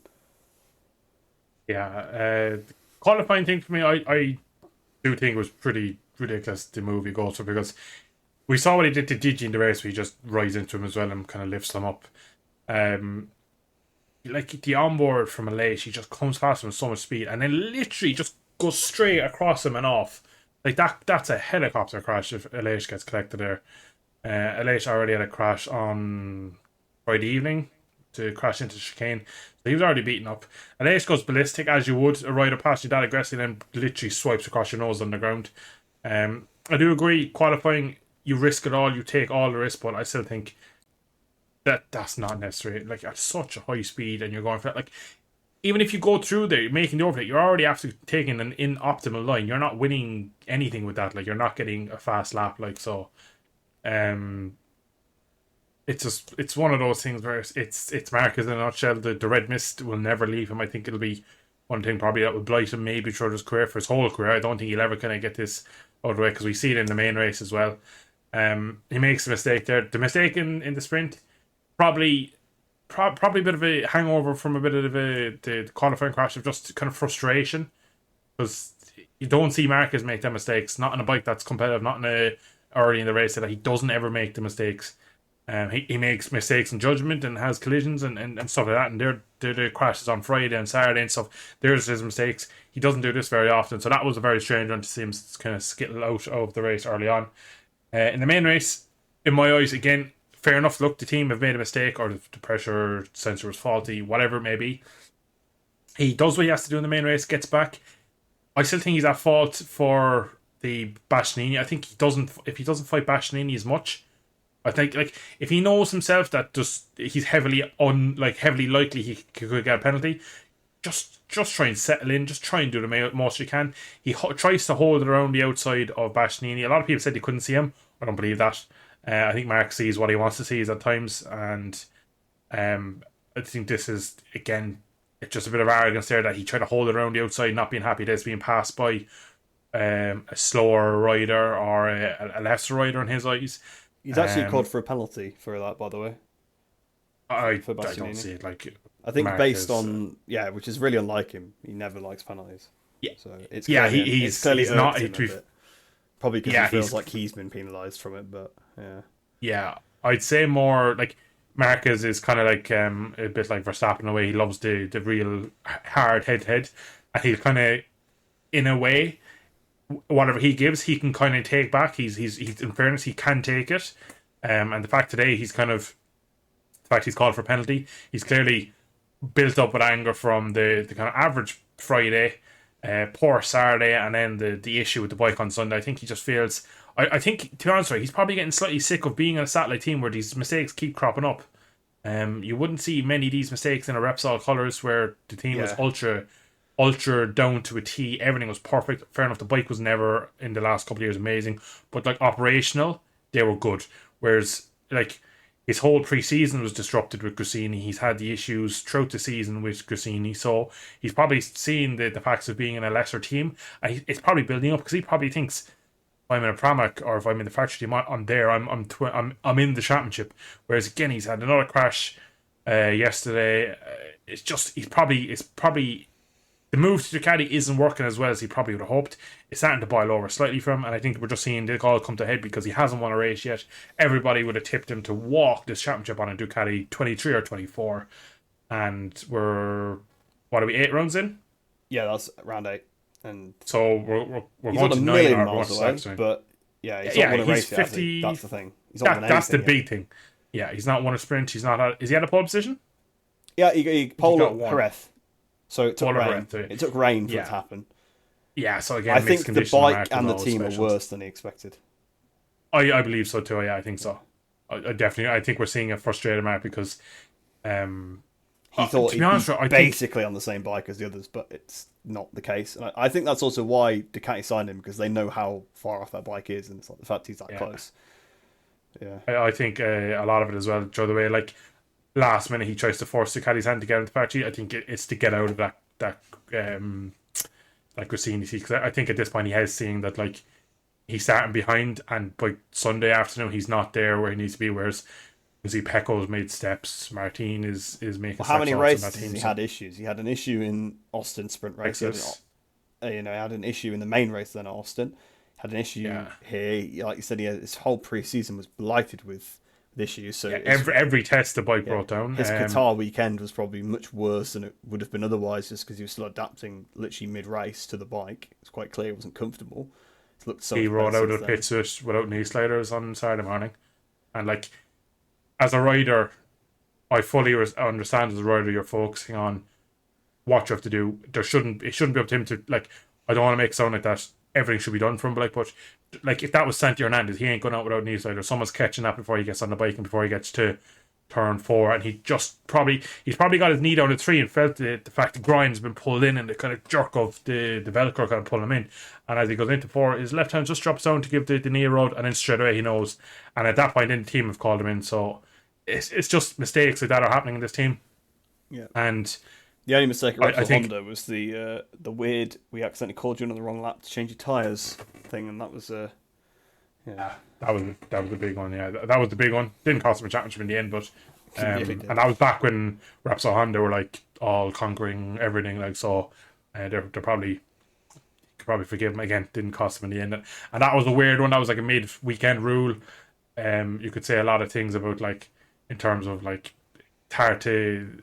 A lot of things were going on that weekend. It was such a weird weekend, so it was easy to misinterpret the rules, I suppose. But yeah, I just think Mark, as brilliant as he has been, he's frustrated, and the fact he's calling for other riders for penalties for stuff that he'd do in a heartbeat. I think what he did to Digi was worse than what Bastianini did to him.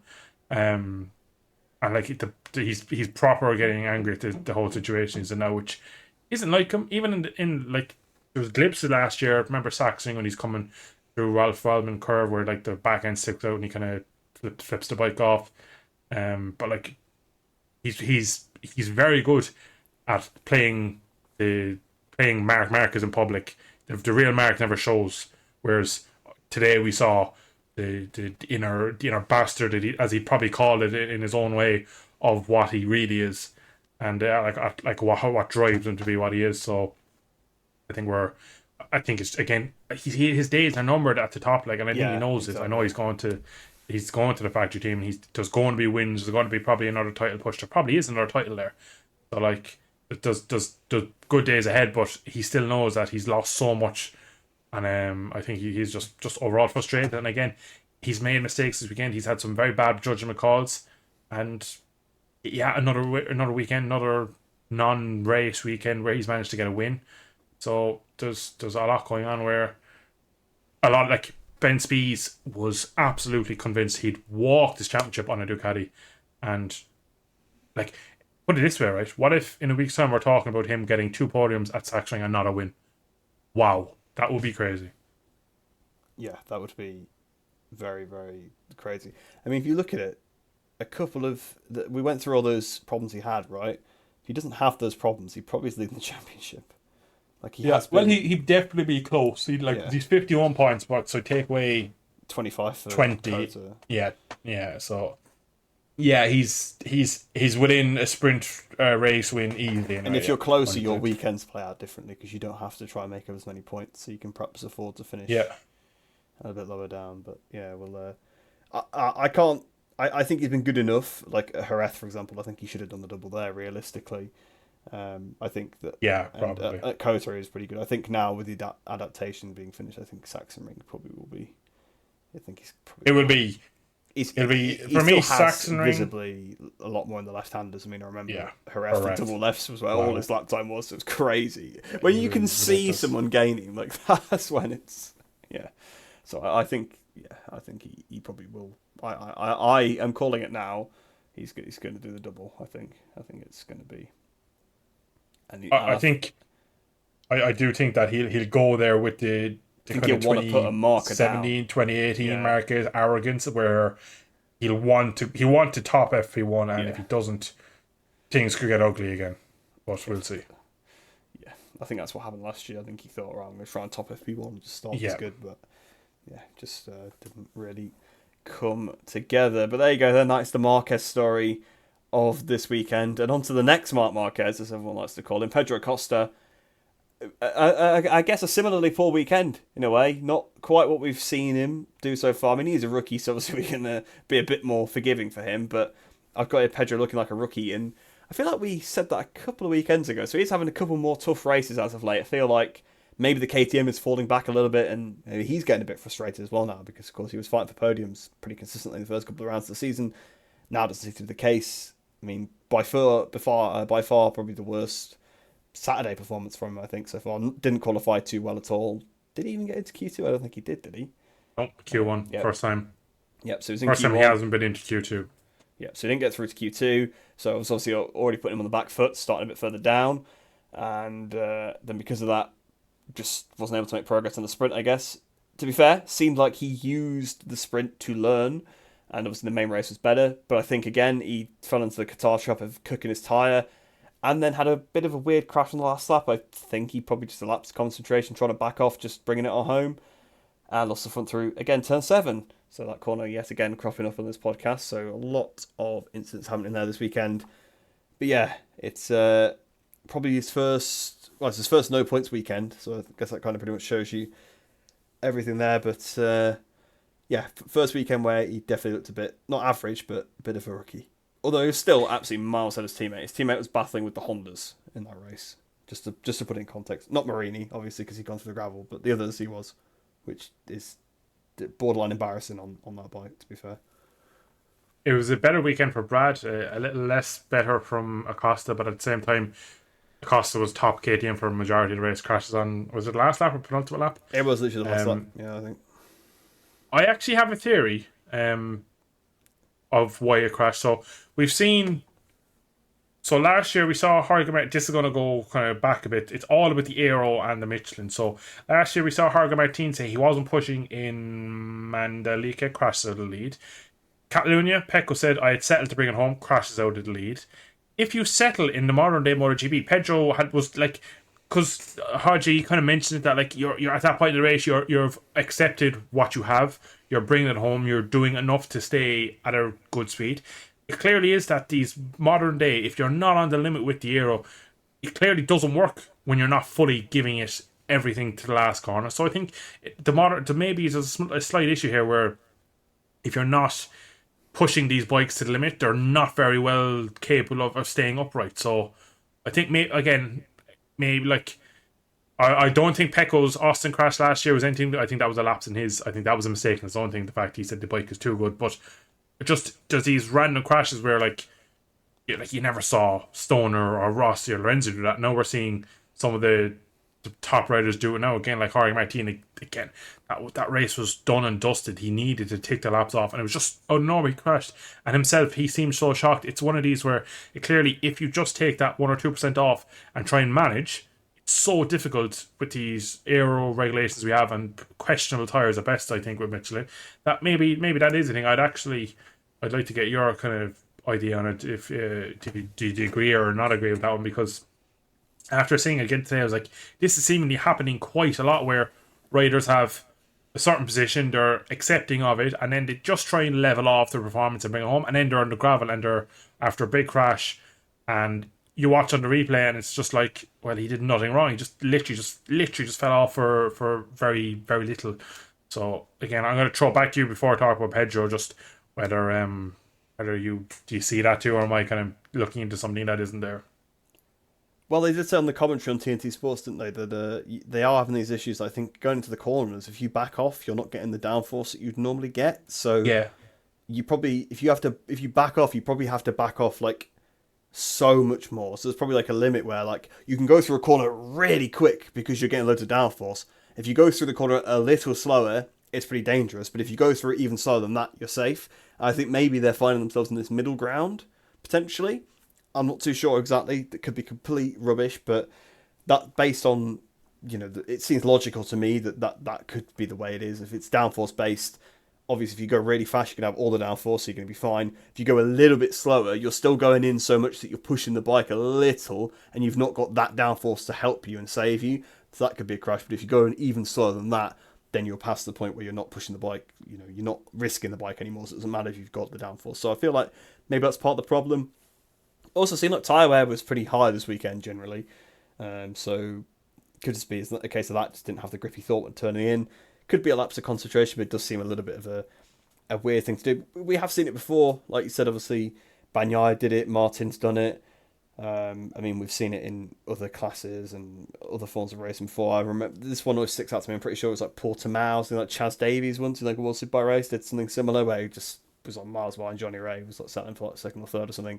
And just crashed, just fell off the side of the bike at the hairpin, just because basically tried to slow down. He slowed down too much. I mean, it does happen. There is. You have to keep pushing to an extent, because if you go slower than you've gone all weekend, or you go too slow, you lose tyre temperature, or what have you. But Pedro had ran out the tyres so early in the race, maybe it was the case that it finally really hit a point where he couldn't go any further and happened to be the last lap. But yeah, it was a weird one. But again, you do get that sometimes into that corner. You just tip in, the front grip's not quite there, down you go, and yeah.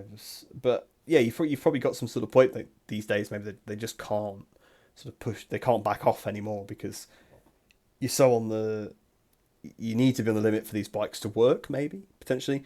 And generally, you don't back off because the field is so close. It's rare that you get races where you're in an opportunity or you have enough of a gap to back off slightly. So we'll have to see, because I imagine Pedro's not really been in that position so far. He's generally been scrapping with people, so probably never been in a position where he's got a few seconds in front, a few seconds behind, and can just try and take it steady. And also, you've got to remember here, I think track limits have been the biggest issue they've been so far this year. And you're thinking about that on the last lap. You're thinking, just take it nice and slow. Don't accidentally run on the green. Don't pick yourself up a long lap or anything. Just because... Did he have a track limits warning? I think he might have done. I'm not sure. I don't recall, to be honest. I don't think he was one of them. Possibly not, but a lot of people did. But again, you might not be fully sure, so you're just keeping it safe. So there's many reasons. But yeah, I overall, I agree with the actual point. I think that you can't really back off anymore. It seems to result in a crash.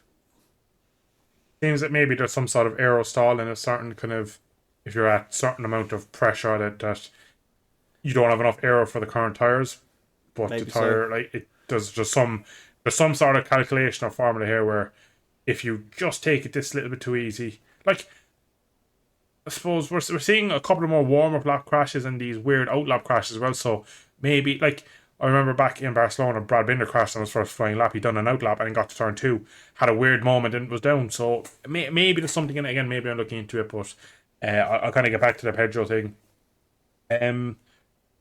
Completely agree. Looked a bit more rough this weekend. Now, all KTMs, Jack said that the bike was very heavy. He had another rough weekend, poor Miller. So, again, it's just... The bike probably feels a bit different at a high-speed track like this. The aero...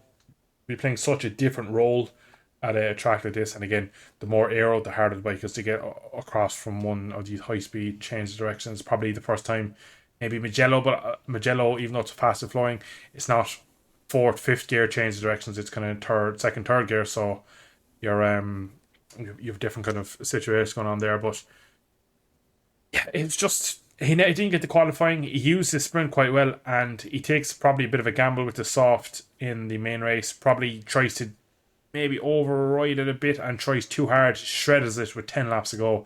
And it's been unfortunate that he has that big crash on the last lap, because again, the weekend doesn't look as bad if he comes home P6, 7, whatever it would have been. But yeah, it is what it is. It is a rookie year. This KTM clearly hasn't made a big of a step as we probably thought when we first saw him making all these improvements. The GP24 is head and shoulders the best bike on the grid by a mile. It's probably one of the most dominant bikes we've seen in time on the grid. So I think KTM were very confident last year that the 24 bike would be an improvement, and I reckon it is, because it's there most weeks, but it's just not 24 GP24 level. So yeah, it's going to be a difficult season to kind of get on level with them. It's going to be hard to beat Pecco. It's going to be hard to beat Martin when Pecco doesn't do it, and Mark is a spirited level as well. It's going to be tougher. So the KTM is just missing that bit, and I think Pedro's probably up to speed now, and I think the bike is probably holding back more than anything else now at this point. Yeah, I mean, the KTM this year is probably better than the Ducati from last year. I mean, you see it's generally beating the GP23. The only one it's not beating is Marquez, and that's Marquez. That's the Marquez tax for you really there. So yeah, exactly. Yeah. I mean, you put alien Marquez, tax. Yeah, it's like you put Marquez on the KTM, and then it is beating all the GP23. So there you go, and it's beating them by more. So, but the GP24s. Some tracks, I think. Yeah. Austin definitely. Yeah, 100%. I was just gonna say Austin. He absolutely walks. You could see it when you could see how much it cost us for getting on him on the brakes. Imagine if he had that braking performance. They're not seeing which way he went. Maverick's not doing the 12th to first challenge there. It's not. Marquez is 10 seconds up the road on that occasion, I think. But I think we've been going on long enough, so let's not go back into the season trying to recalculate what the points would be if Marquez was on a Factory Ducati. So hopefully you have enjoyed that episode of the Motogp Extra podcast. If you are watching on YouTube, please do give the video a like. And if you're listening on Spotify, please do rate the podcast 5 stars. But we'll be back then next week for the German Grand Prix at Sachsenring. So we'll see you then.